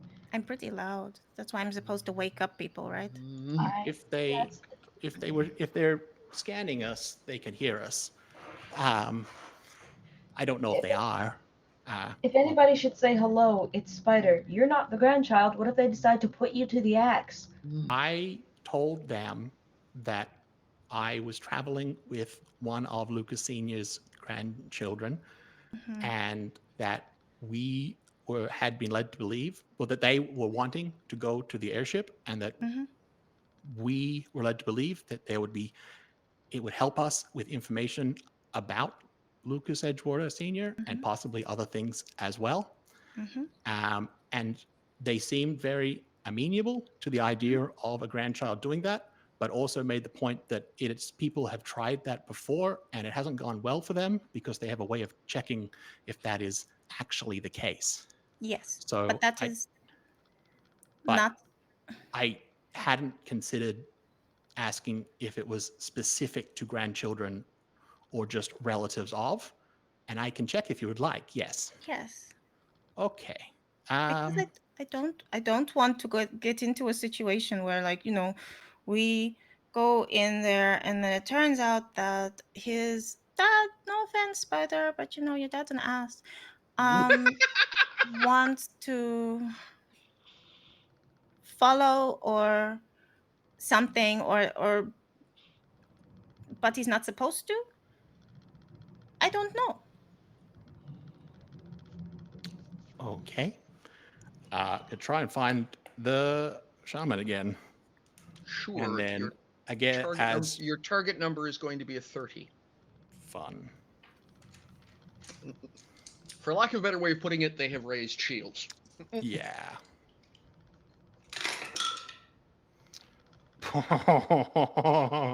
29. Is that a good one? It's currently It's the ha ha ha noise that he makes is when he open ends. he So- temporarily becomes Parisian. I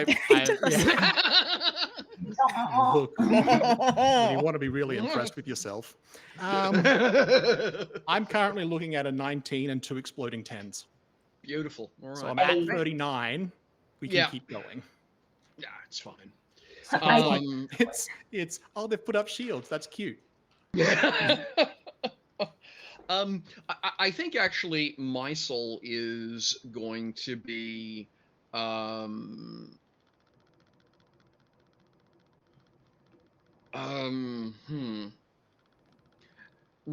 don't want to assign, I think Mysel cannot help but notice the raw power being put into this, by the way. So there are 3 or 4 distinct villages. With that number, Mysel can sort of get an overview. Each of them has got some kind of stone of power, a crystal of some kind, that is generating a ridiculous amount of psychic interference.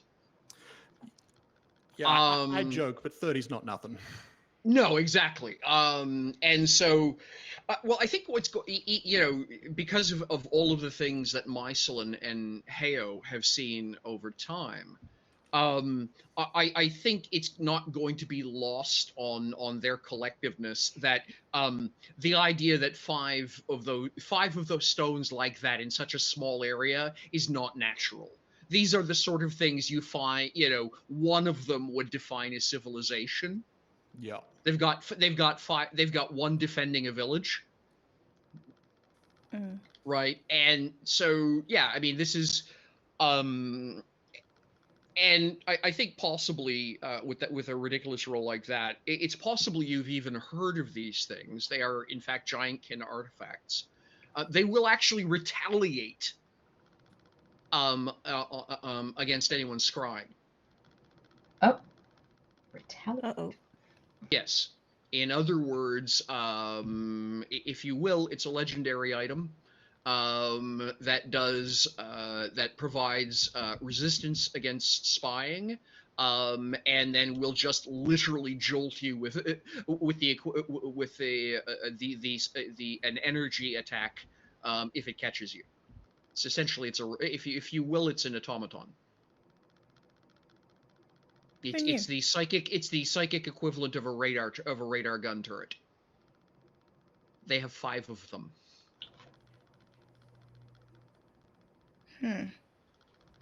Interesting.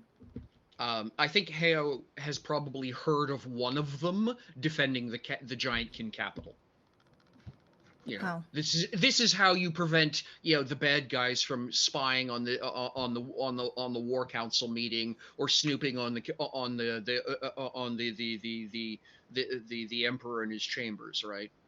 Yeah, this thing bubbles the entire city.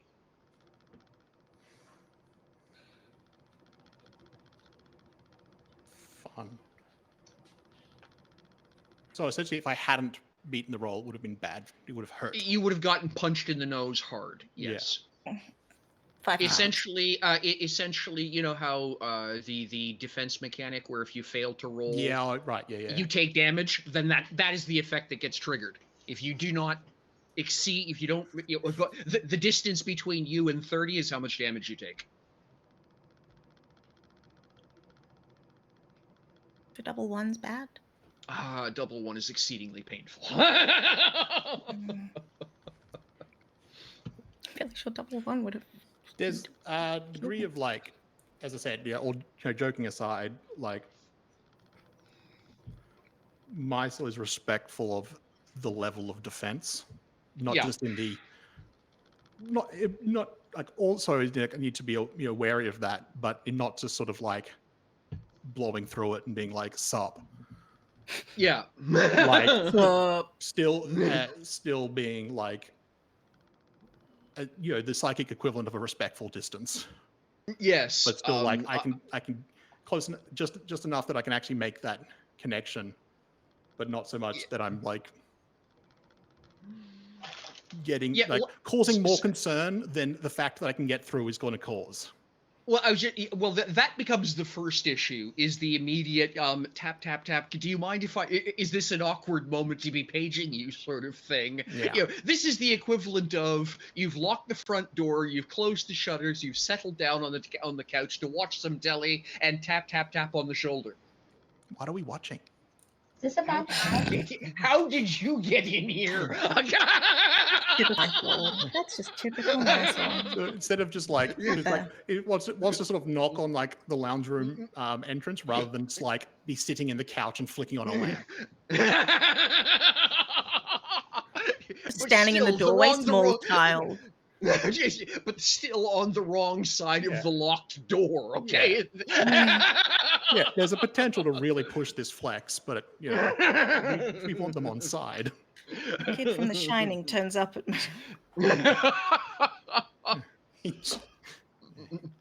So, yeah. After the initial moment of consternation, which is going to be very, very obvious, there will be a very yes, carefully composed. Sorry to disturb you again. I appreciate that this is a bit of a surprise, and I appreciate that, I guess. Impressed though. That's definitely wouldn't mind having a chat later about. Well, we'll get to that. That's okay. Trading note. I'm getting distracted. I'm sorry. Getting into the territory of accidentally mocking. Don't do that. Sorry, he's There's absolutely. a really nice wall you have there. We should talk about the technology I involved too in like that really nice masonry. wall while I step on it. You should hire me to like make it higher. Hello, fellow psychics. I too dabble in wall building. I remember when these were made. I haven't seen one in ages. How you doing, fellow kids? Like, Look, he's absent-minded for a reason. It's a listed flaw for a reason. Yeah. I was relaying to my group what you said, and everything is fine. We're 100% okay. But they did have some questions that I realized I probably should have clarified with, given the nature of our group, which we can talk about later as well. When I mentioned that we were traveling with one of Lucas Edgewater Sr.'s grandchildren, and the tone I got from the conversation was that once you know that we are on the level about that, and that we are, while at the harsh repercussions if we're lying, but if we're not, we would be able to go see this this airship, or at least would have more amenable communication going forward. For various pertinent reasons, out of curiosity, is that extended solely to grandchildren, or just relatives of? Blood relation of the sky captain. Blood relations, just in general. No, like caveats or anything like that. We do not care about eye color nor hair length. No. Not what I meant, but like. You need to be like that about it. I mean, if you go away, what are you gonna do? I guess like it's the. But so it's essentially just it's like a yes or no. Are you a blood relative? Then definitely no, hard no. And if you are a blood relative, then it's just yes. That's totally fine. Since there's going to be this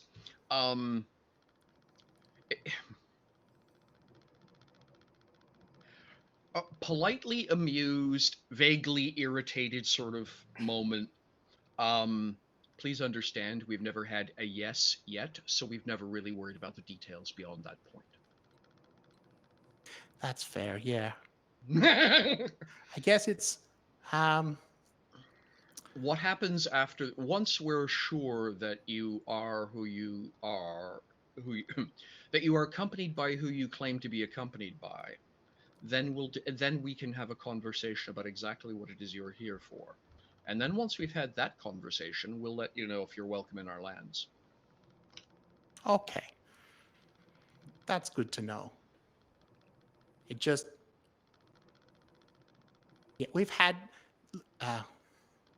like I said, like you said, once we've cleared it up, we can talk more. It's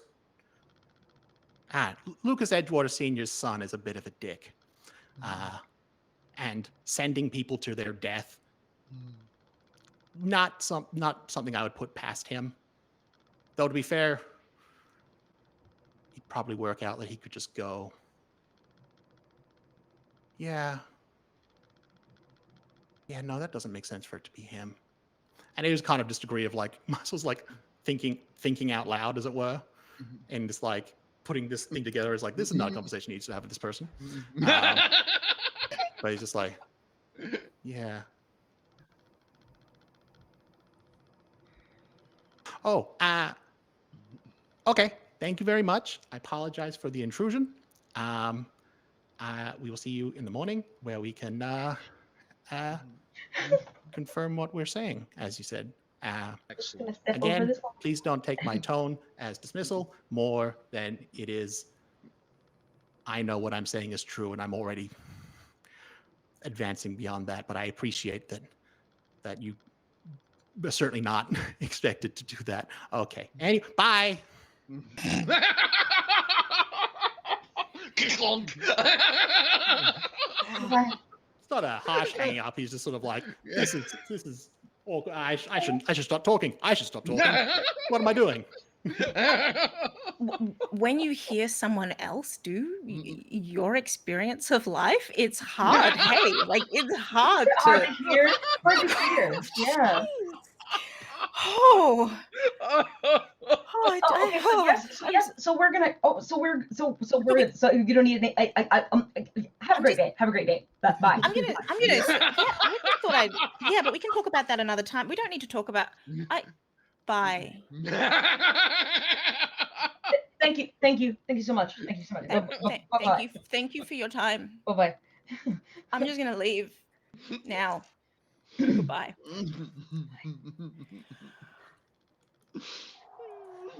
There was a slight temptation to be like, wonder how far I push this floor in this situation. You may have a legend. All the way. Yeah, you may have a legend point for that. Yay. But yeah, he comes back and relays all of that.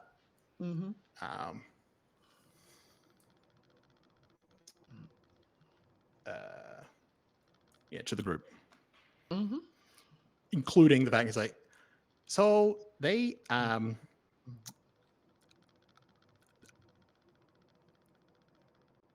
have the most impressive psychic defenses that I have ever seen in my entire life.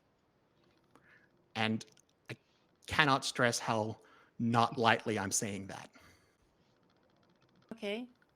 That cluster of villages is better defended than the giant kin capital was.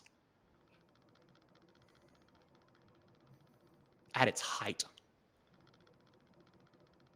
Could you ask them if they made it or if No. The sheer fact that I was able to communicate with them is in and of itself a concern for them. So the fact that I can means they might need to make another one. So if they can make it, then that's fine. They made it. They're using giant kin artifacts. But like, we're talking about, if they had one, that would have been jaw-droppingly insane. And they have 5. So it's 5 times as absurd. Yeah. I mean, I don't.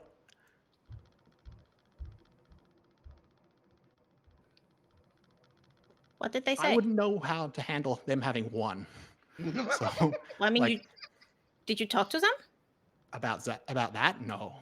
No, did you talk? Oh, but you talked to them, so that means you know how you would handle one. You just do it. Like I said, I can get through. If I had been less careful, I could have also died.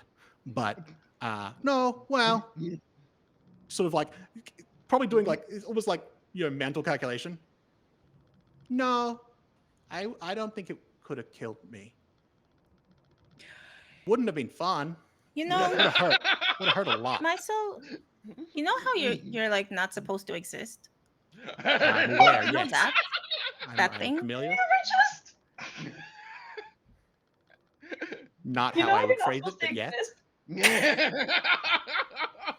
Alexandre said. It's not. That it's not might be why.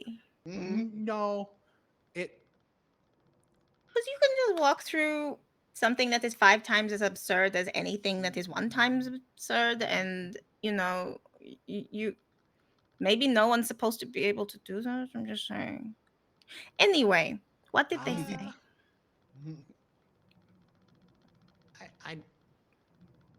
I'm good at what I do. Yes, I know. You've had 2,000 years to do it. Yeah. Anyone's going to be good at 2,000 years in. Yeah. Well, I have to keep relearning things because physical change. Not important. As I asked, essentially, they would be so.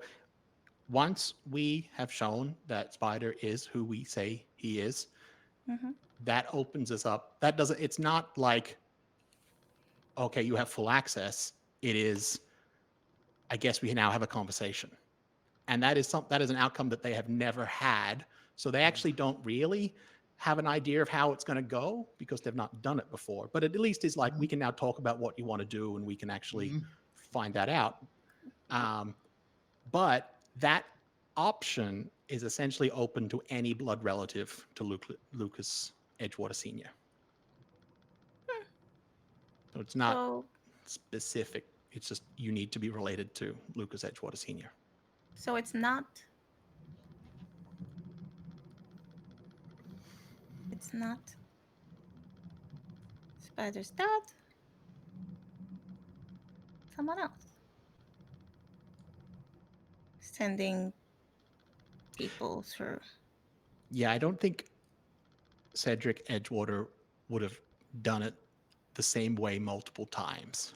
I mean, he definitely would have done it once. I wouldn't be surprised if he did it 3 times just for fun. Yeah, no. Or just to be sure, I guess.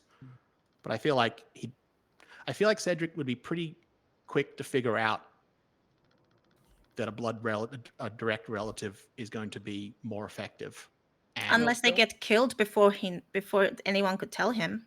That Spider's going to say that. Well, honestly, if everyone just immediately gets their heads dropped on their ankles, it's not like they can get a message home saying we don't pass the test.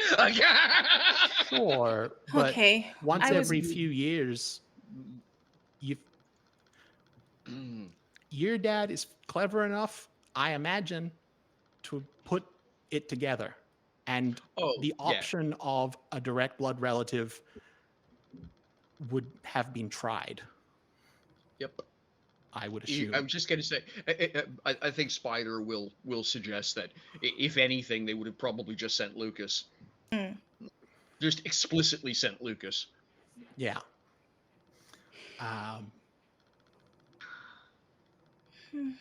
Not to put too light a point on it, but even at the level of maybe this kills the child, I don't think that would stop him. No. Well, that's the reason he would have sent Lucas. Yeah. Youngest one. At that point.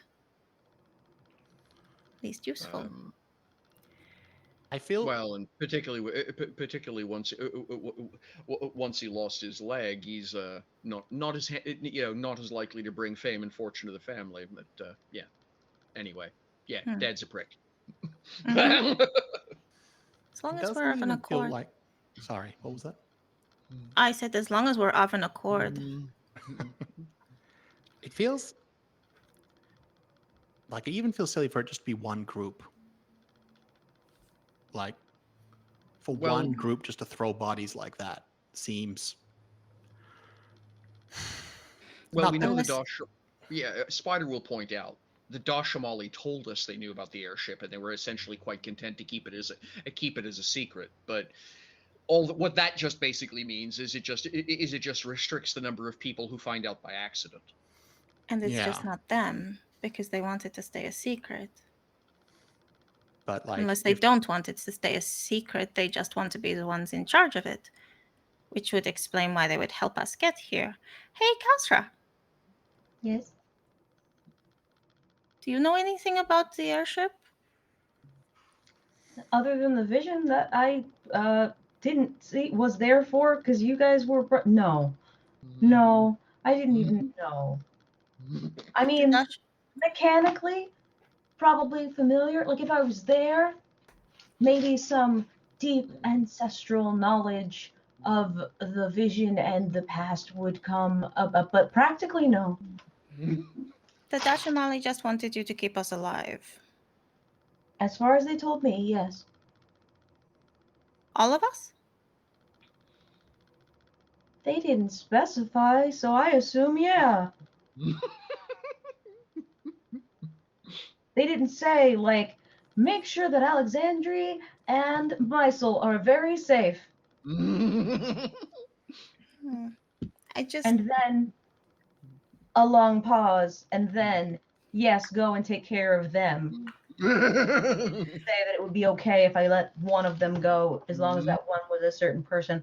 What I'm saying is, as far as details go, I've been telling you from the beginning, they didn't tell me a whole lot of anything. But let me ask you this. In response, have the Dr. Mali been, in your experience, particularly forthcoming when it comes to details that it doesn't feel like that you don't need to know at the time? Do they always tell you everything you need to know?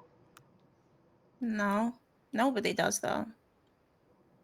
Well, I mean, that's kind of a you guys thing. But what I'm saying is that, like, same with me. They told me about as much as I need. They told me what I needed to know, and then they sent me on my way. Can you contact them? I guess I could try. How do you contact them? Michelle, can I contact them? Yeah, sure. It'd only be about 2 days flight back, and then you could book an appointment. It's true. I could try if you're fine with me leaving for 2 days and then, No. you know, How did getting you on find it. out? Huh? How did you find out Find out what? that you're supposed to look after us? Did Oh, they they send found you a me. letter? Oh, they found me. No, yeah, Who they found you? when the Dashmali need you, they get in touch with you. Like physically or like my soul? Don't call us, we'll call you. Did they like call you, or did they like, hello, I'm in your brain? No, that's a Mysel thing. That was not happening before you guys. Okay. Like most things, they use more traditional means. I can't telepathically contact the Dashamali. No, there's not like an open line. An office and a house.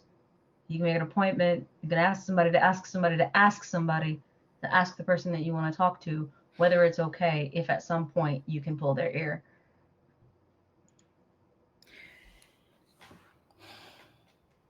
Because we're only here because the Dashamali told us about it. And You we would know think that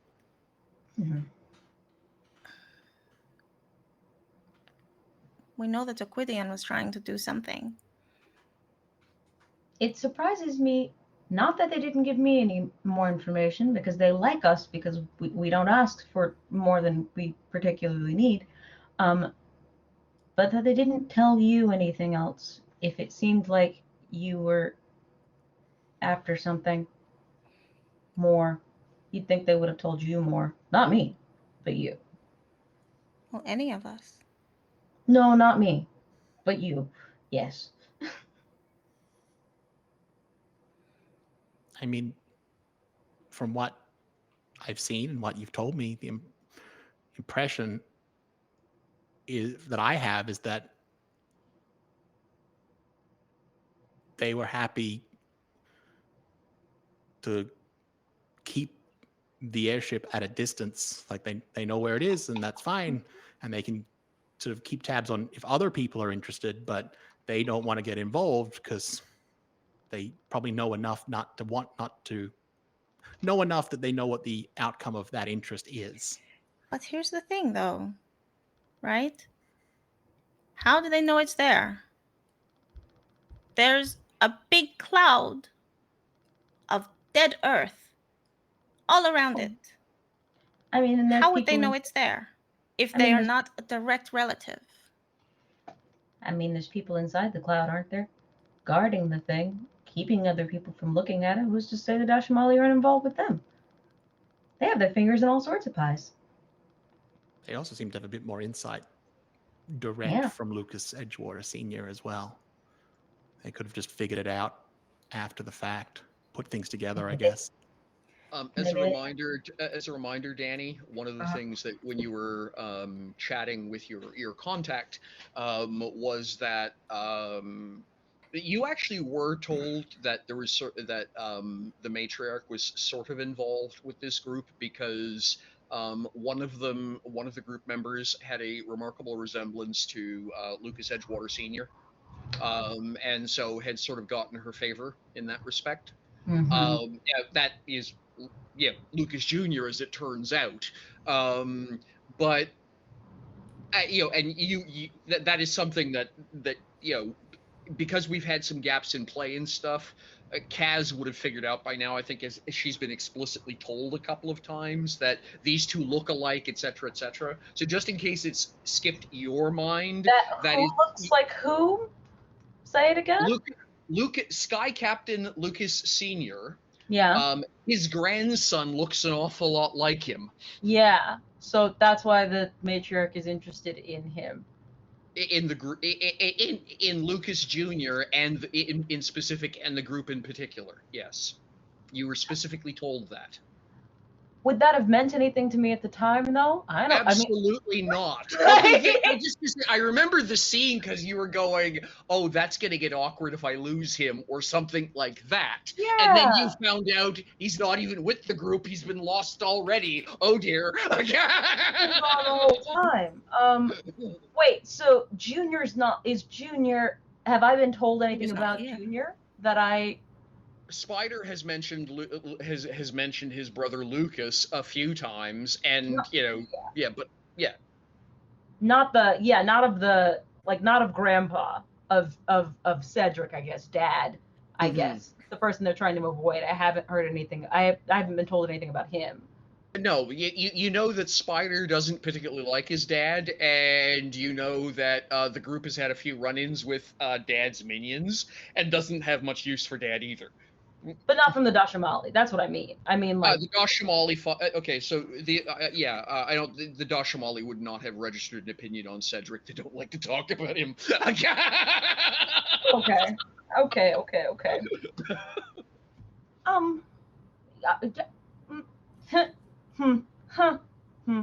I mean, there was Well, there was the thing, like really early on, like right when this was at the beginning of all of this. That I mean, there were some insinuation there that like maybe like I shouldn't lose your friend, but like when I met you guys, it turned out you guys had already lost him, so like that it didn't really matter, right? Like that part doesn't matter.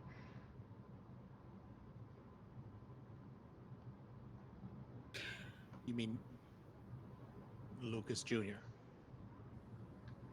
I presume so, yeah. Okay. The one that's not your robot friend, the one that's not Chevalier, the one that looks like his grandpa, Lucas. But I never met him, so not my job.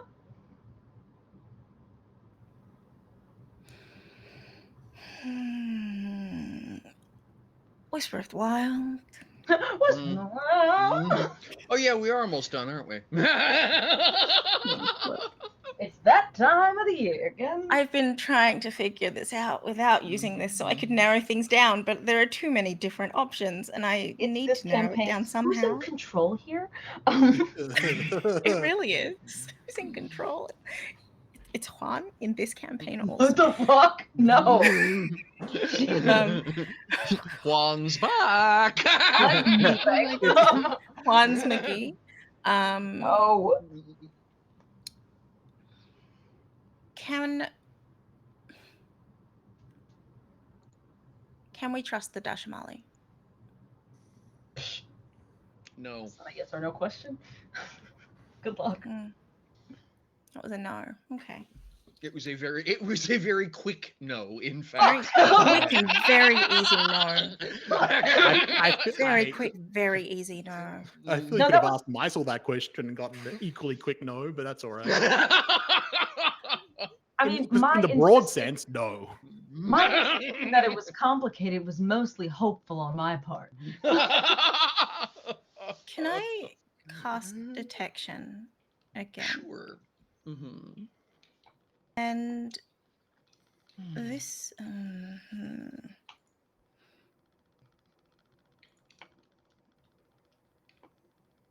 I mean, it would have happened. Potentially would have happened the last time I cast it. I might have seen something. Well, I just wanted. Question. I'll let you know if you did. Yeah. I I just wanted to know whether Kazra has an aura. Oh,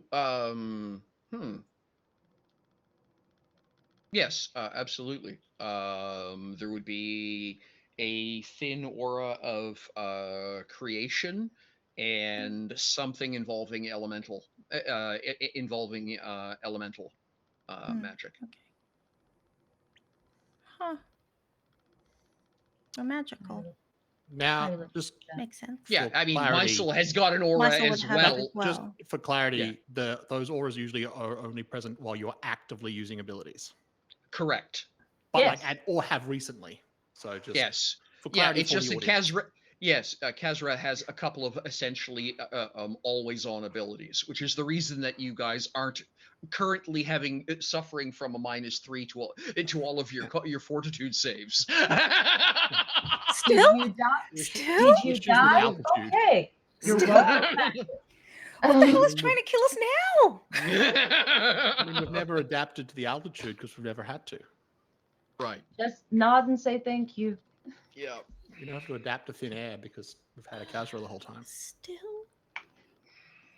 Dude. It's not going to go away. That's why I'm here.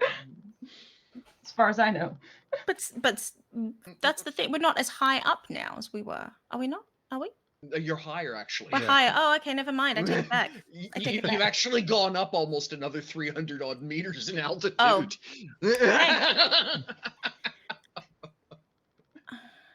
Yeah, Cliff Spider is at the low point of the map, not the. Oh, thank you. You've been sloping upwards the entire time, gradually. I took geography. You know? I just don't. I haven't read maps in or that kind of map in like 20 years, 10 years, 15 years, 15 years.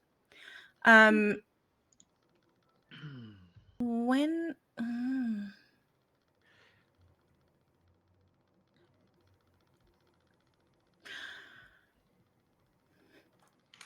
I don't know. Does Spider have an aura? Oh,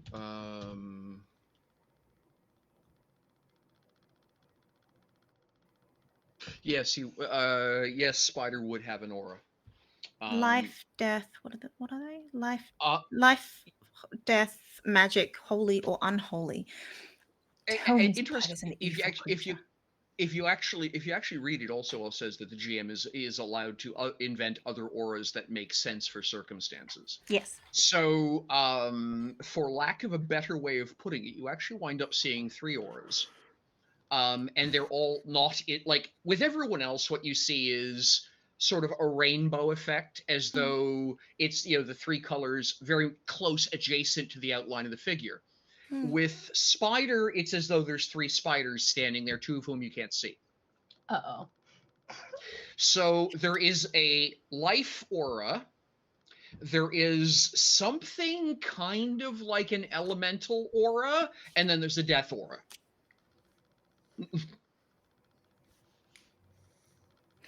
Spider, when you're sober, we're going to have to talk about something. I am sober.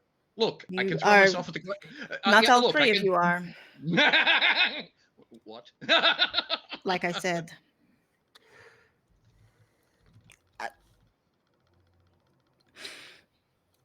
You, Mysel, possibly Kaz, just What? Oh. impossible.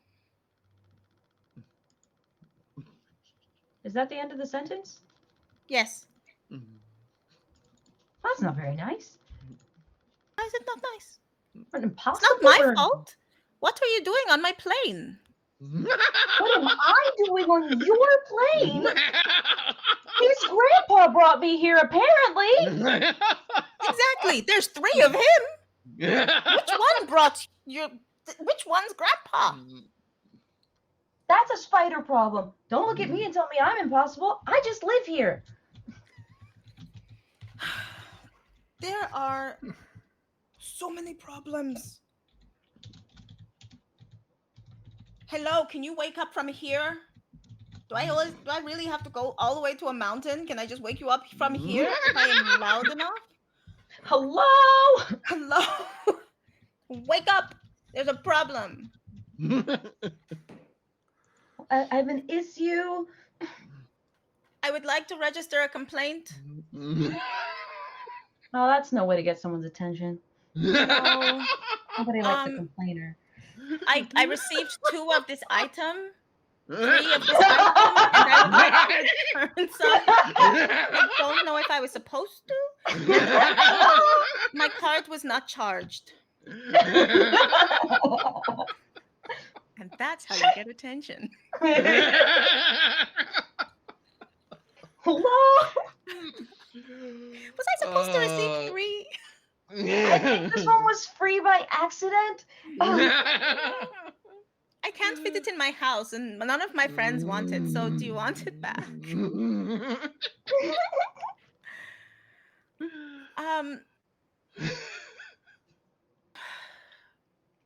This is stressful.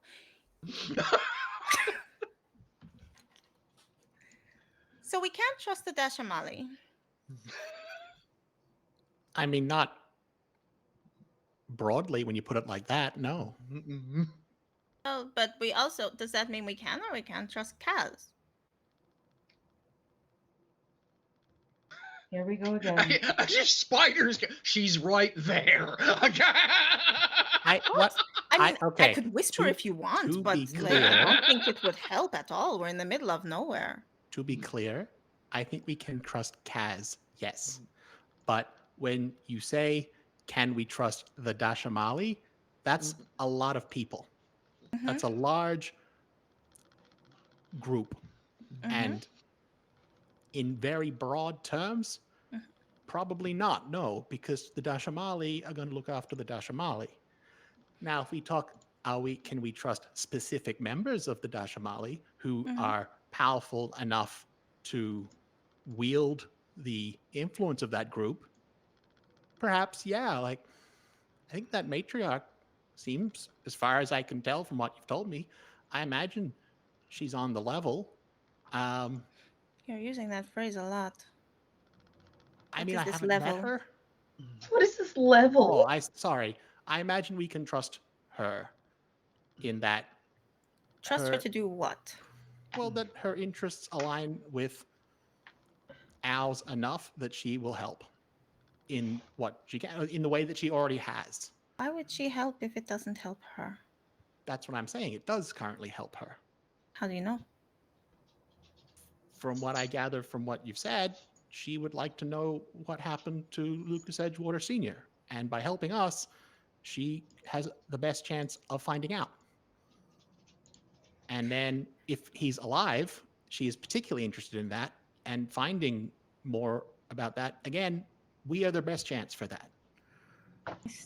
Because of Spider and, well, Lucas. To clarify, if I wanted to, I could just fly away and let you choke, but I would never do that. I thought I made that pretty clear at this point. We should also clarify, we wouldn't actually choke. You're right, you would slowly asphyxiate. No, Alexandre is also capable of providing altitude adjustment. Sure. Sure. If that's what you want to believe. I mean, it's just magic. You just probably take more of a concentrated effort, but you know. Is it? Is it? Yes. You say it like that. It doesn't make me think it trust is? you more. You know that, right? It doesn't make me trust you more. Just saying, you guys haven't spent a whole lot of time up here, and no, it's not that I'm trying to engender distrust. I'm just saying I'm a little offended that we're still asking whether or not we can trust me when I almost died back there. I ask myself whether I can trust any of them. All the time. Out loud in front of them? Spider will look over, will look at Kazra and say something along the lines of, "Don't worry about it. I've heard her muttering in her sleep as to whether or not she can trust herself." I feel like you're not really part of. If like the way I like to think about it is that Alexandre isn't trying to figure out if she can trust you, you're not really part of the group. Mm. Because if you weren't part of the group, she wouldn't have to worry about it. She just wouldn't question it. She just wouldn't trust you. Fine, fair enough. Grins It's sort of at like a both hazing Kazra ritual. and Alexandre. I'm just saying, it's not like you want to have one of your magic wielders concentrating on making sure you keep breathing at all times while you're up here. Oh, no, I like She's got other stuff to do. appreciate. Yes. Sorry. I don't, again, I'm doing this a lot today. Not to be flippant about the severity of what you were suggesting by suggesting that we could cover it. It would be a lot of effort and it would tie up a lot of time for specifically Alexandre. Yes. And it would Yes, of basically course. be a large chunk of what she was focusing on would be allowing herself and the rest of us to breathe. Whereas you are much more adept at doing that, it seems. I mean, I I'm trust not you even to you to thinking. do that, though. I'm not even thinking about it. Exactly. You're welcome.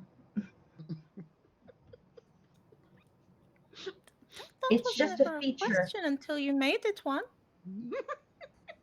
I don't know why I'm thanking you. You're being paid by someone to do it. It's a service. Yeah, but I almost died. Apparently, that's fine for you. That's part of the service. Is this how you talk to other service You're providers? choosing to do it. I didn't. Do you go into stores like this? Huh? My soul. Yeah, you're not a very good. Is Alexandre a Karen? That's where I'm at right now. I'm like, I'm sorry? Are you one of those people that's like, no, we shouldn't tip like waiters in the United States? Like, oh, you're supposed to be, you're getting paid $2.17 an hour. Like, I don't understand. you signed up to be yelled at by me. If you don't This is want her to do job. it, don't do it. What are you Get me doing? some Do water. something else. I do want to do it. That is what I am trying to impress upon you. What I'm trying to impress upon you is that me being okay with all of the various and sundry dangers, both extracurricular and magical and non, it does not equate to them being non-dangers. Did they not warn you that it would be dangerous?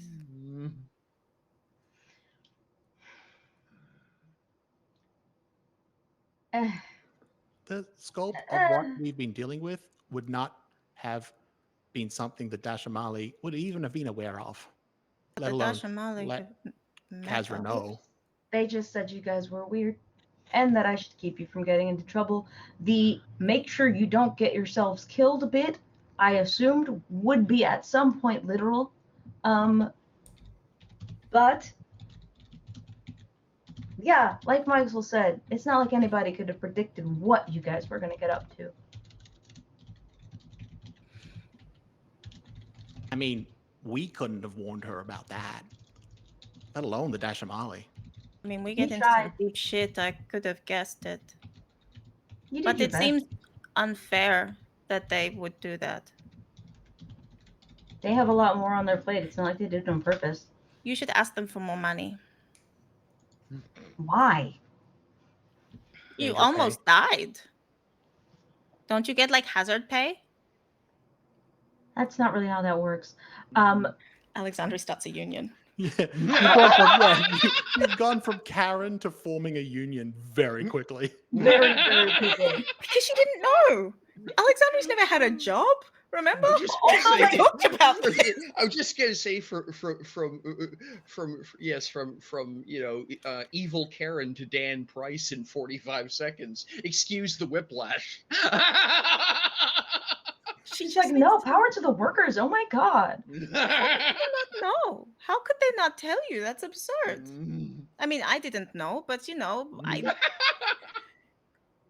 mine is not entirely consensual. So what are you going to do? I mean, you guys were the assignment. what you got up to after that, it really was, it's a you thing. And you did your best to tell me. They couldn't have possibly told me. My assignment was not deal with all of this shit. It was that's take mine. care of you. Oh. If you were tasked with caring for a small baby bird and the baby bird decides to jump into the mouth of an alligator, you have to deal with the alligator, right? Yeah. Especially if it's two of them as well. And nobody was going to tell you at the beginning, oh, there might be alligators, because how could they ever guess that? How would they know that the baby bird would directly go into an alligator's mouth? I mean, if it's scramble and oat, I'm surprised they haven't found an alligator as yet. They're doing better. They're hanging out with me now. So Yeah. there's still time, though. I wouldn't put it past. Hang on. What's an alligator? No, I'm not telling you. No, don't It's just like a down me thing. I mean, it's bad enough that one of them was like hanging on to a dragon. You don't just hang on to any old dragon you find. Like that's what Like a dragon. A dragon, but underwater? Yes. I was just was about to throw down with a dragon. These tiny birds are ride or die. Like That's dangerous. These Like birds a are gonna get us in small- trouble. Like a small swimming dragon. A lot of teeth. You know, all that aside, it occurs to me that, and I'm not saying that they definitely did this, but anyone who knows about the airship, and if they then also know how defended it is, it would certainly be a way of getting rid of rivals by leaking just enough information to get them interested, but not enough to make them realize the danger. And you know what? If the Dashamali sent us here, it's entirely possible that they're just like, hey, let's test whether or not they're actually doing or saying what they're doing or saying. Send them here, and then if they die, then we know that they were lying. And if they don't die, then I don't know what happens after that, because they probably assume we're going to die. Yeah, but you can say Well- that about just about anything. Well, No, but that sounds pretty accurate. No, that sounds, doesn't it feel right? That feels right, doesn't it? I feel like and then, It of course, feels right it's up even until better because they Lucas. have Kazra to go back and say, oh no, they died. do they though? Like I mean, if Kazra gets away, Kazra can And fly. I lose my that job. wasn't the And instruction. fly. The instruction was do what you can to keep us alive. If the instruction Yes. was, or let us know if it goes badly. Well, I like, mean, sure. I'm sure Kazra would go back and tell them what happened. Sure, I'm just saying there wasn't a I hadn't really lucid given it any proviso for thought. that. I hadn't really given it any thought, I'm gonna be honest with you. About going back if we died. Yeah. But going, you live I hadn't there. given a whole lot of thought as to what I would do if I failed till exactly this moment. What would you do if you failed? I don't know. Well, that's why I'm asking. If I had an answer, then I wouldn't not know, would I? Well, guess. You know you. Presumably. I don't know much of anything anymore. I mean, I guess I'd go back, but then I don't know. I've never not done my job for the Dashamali before. What happens when people don't do their job for the Dashamali? I don't know, and I don't want to know. Does anyone know? I'm very good at my job. Okay. I mean, the likelihood is that there isn't a second job and kind of need a job to, eat. At bare minimum, yeah. But you transport people. Is that not that? No, that's minimum wage essentially. That's not really paying my bills, I should say. Just means I have a function in society. Yeah, Not like a freeloader when I'm not doing this. I kind of got the impression that was, look how useful we are. Please don't kick us out. That's exactly what I just said. Yeah. I was talking that I was just trying to impress that it was not just a you thing, it was a full 60 broadly. That sounds horrible. You should stop it. Let's live through this first, and then we can talk about One societal change at a time. Yeah. No, I mean, my job is to fix all of it, so Yeah. So I guess we should figure out whether the world's gonna end That's before I more of a- worry about whether or not I need to quit my job. you could just quit your job because you know the world's gonna end. I quit. Why, poof? Quit your job so you can have fun now, and then you don't need to worry about it. I mean, What's I That's- like to do? that would mean you're banking on the world ending. Yeah. No, you're banking on well, I mean, at that point, you're banking on me actually managing to do my job. But also assuming that your job is to end the world. Yeah, is your job to end the Fix world? the world. Yeah, So, which is right. a broad, which is could mean If a I lot of fix things. it, then you don't need to do that job anyway. I don't see why quitting. I don't see how quitting my job would benefit me at this juncture right here. Well, I mean, it would take you a while to get there and tell them you quit, I suppose. That You too. may as well keep it for now. That is one of the negatives. Yes, one of the many, many negatives of doing it right now. Yeah, it's a good reason to not. I think there are many others, but this one is mine. Keep your job for now. Thank you for your permission. I think. You're welcome.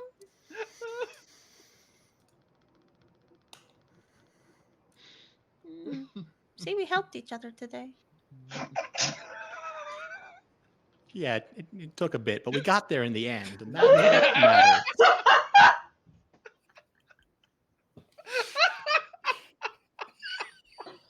I feel like we should just end there. We're done. Thank you. That's Good night. it. Bye bye, folks. That's the end of the episode. You see, we helped each other today.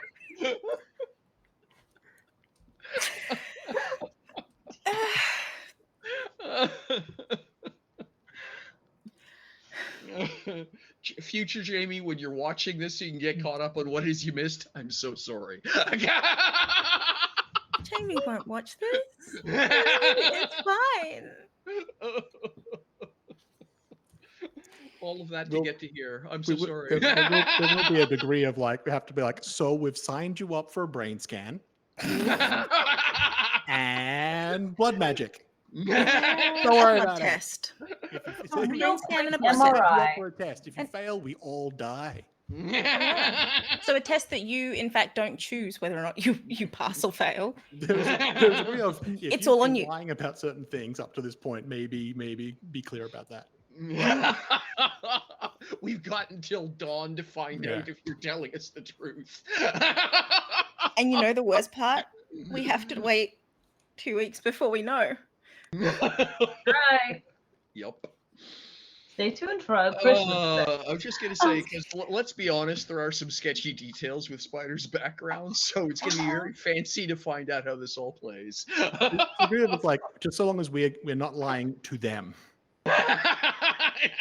Like, make sure that whatever we have said to them is specifically what they're going to find out. Like, if Yeah. there's something, it's like, this is not the time.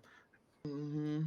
Apologize for, you know, And we will there's go. a degree of like, yeah, we're really sorry, I was going to dig up some stuff, but I will point out, by the way, that once upon a time, specifically, Spider had told Alexandre that he was a stepchild, specifically that he was Mom's kid. Uh-oh. yeah. But then- Luca. But then Lucas I- said that he was not, and so Yes, that's what so the Alexander's question- going on. That Fair was enough. also- I that just, was fairly early on, and there's been other stuff since then. yes, I just Also- wanted to point out Yeah. because Oh, no. it has been a while, but yes. that Oh no, was- Alexandre's aware. Alexandre's okay. aware of what Spider has said and what Lucas has said. Alexandra is also aware that Alexandra still doesn't trust Spider. And despite the fact that Lucas, was the occasional dick, she still kind of trusts what he said more. So Fair enough. Yeah. that's kind of it. Yeah, Lucas was enthusiastically naive, which resulted in a bad case of foot and mouth disease. Mm-hmm. Whereas Spider is obviously, perpetually up to something. Yeah. I mean, Alexander pretty quickly was like, if I just assume everything Spider says is a lie, Yes. that's like 80% of the time I'm pretty good. You can almost get halfway to the truth. Exactly. I'm just have to wear that other 20%. Just like, well. Yeah. Correct. Oh shit! Imagine if it turns out Spider's like. Anyway, yeah, we'll see you in a couple of weeks, I guess. Yeah, we'll find Bye, out everyone. In a couple of weeks. Yep.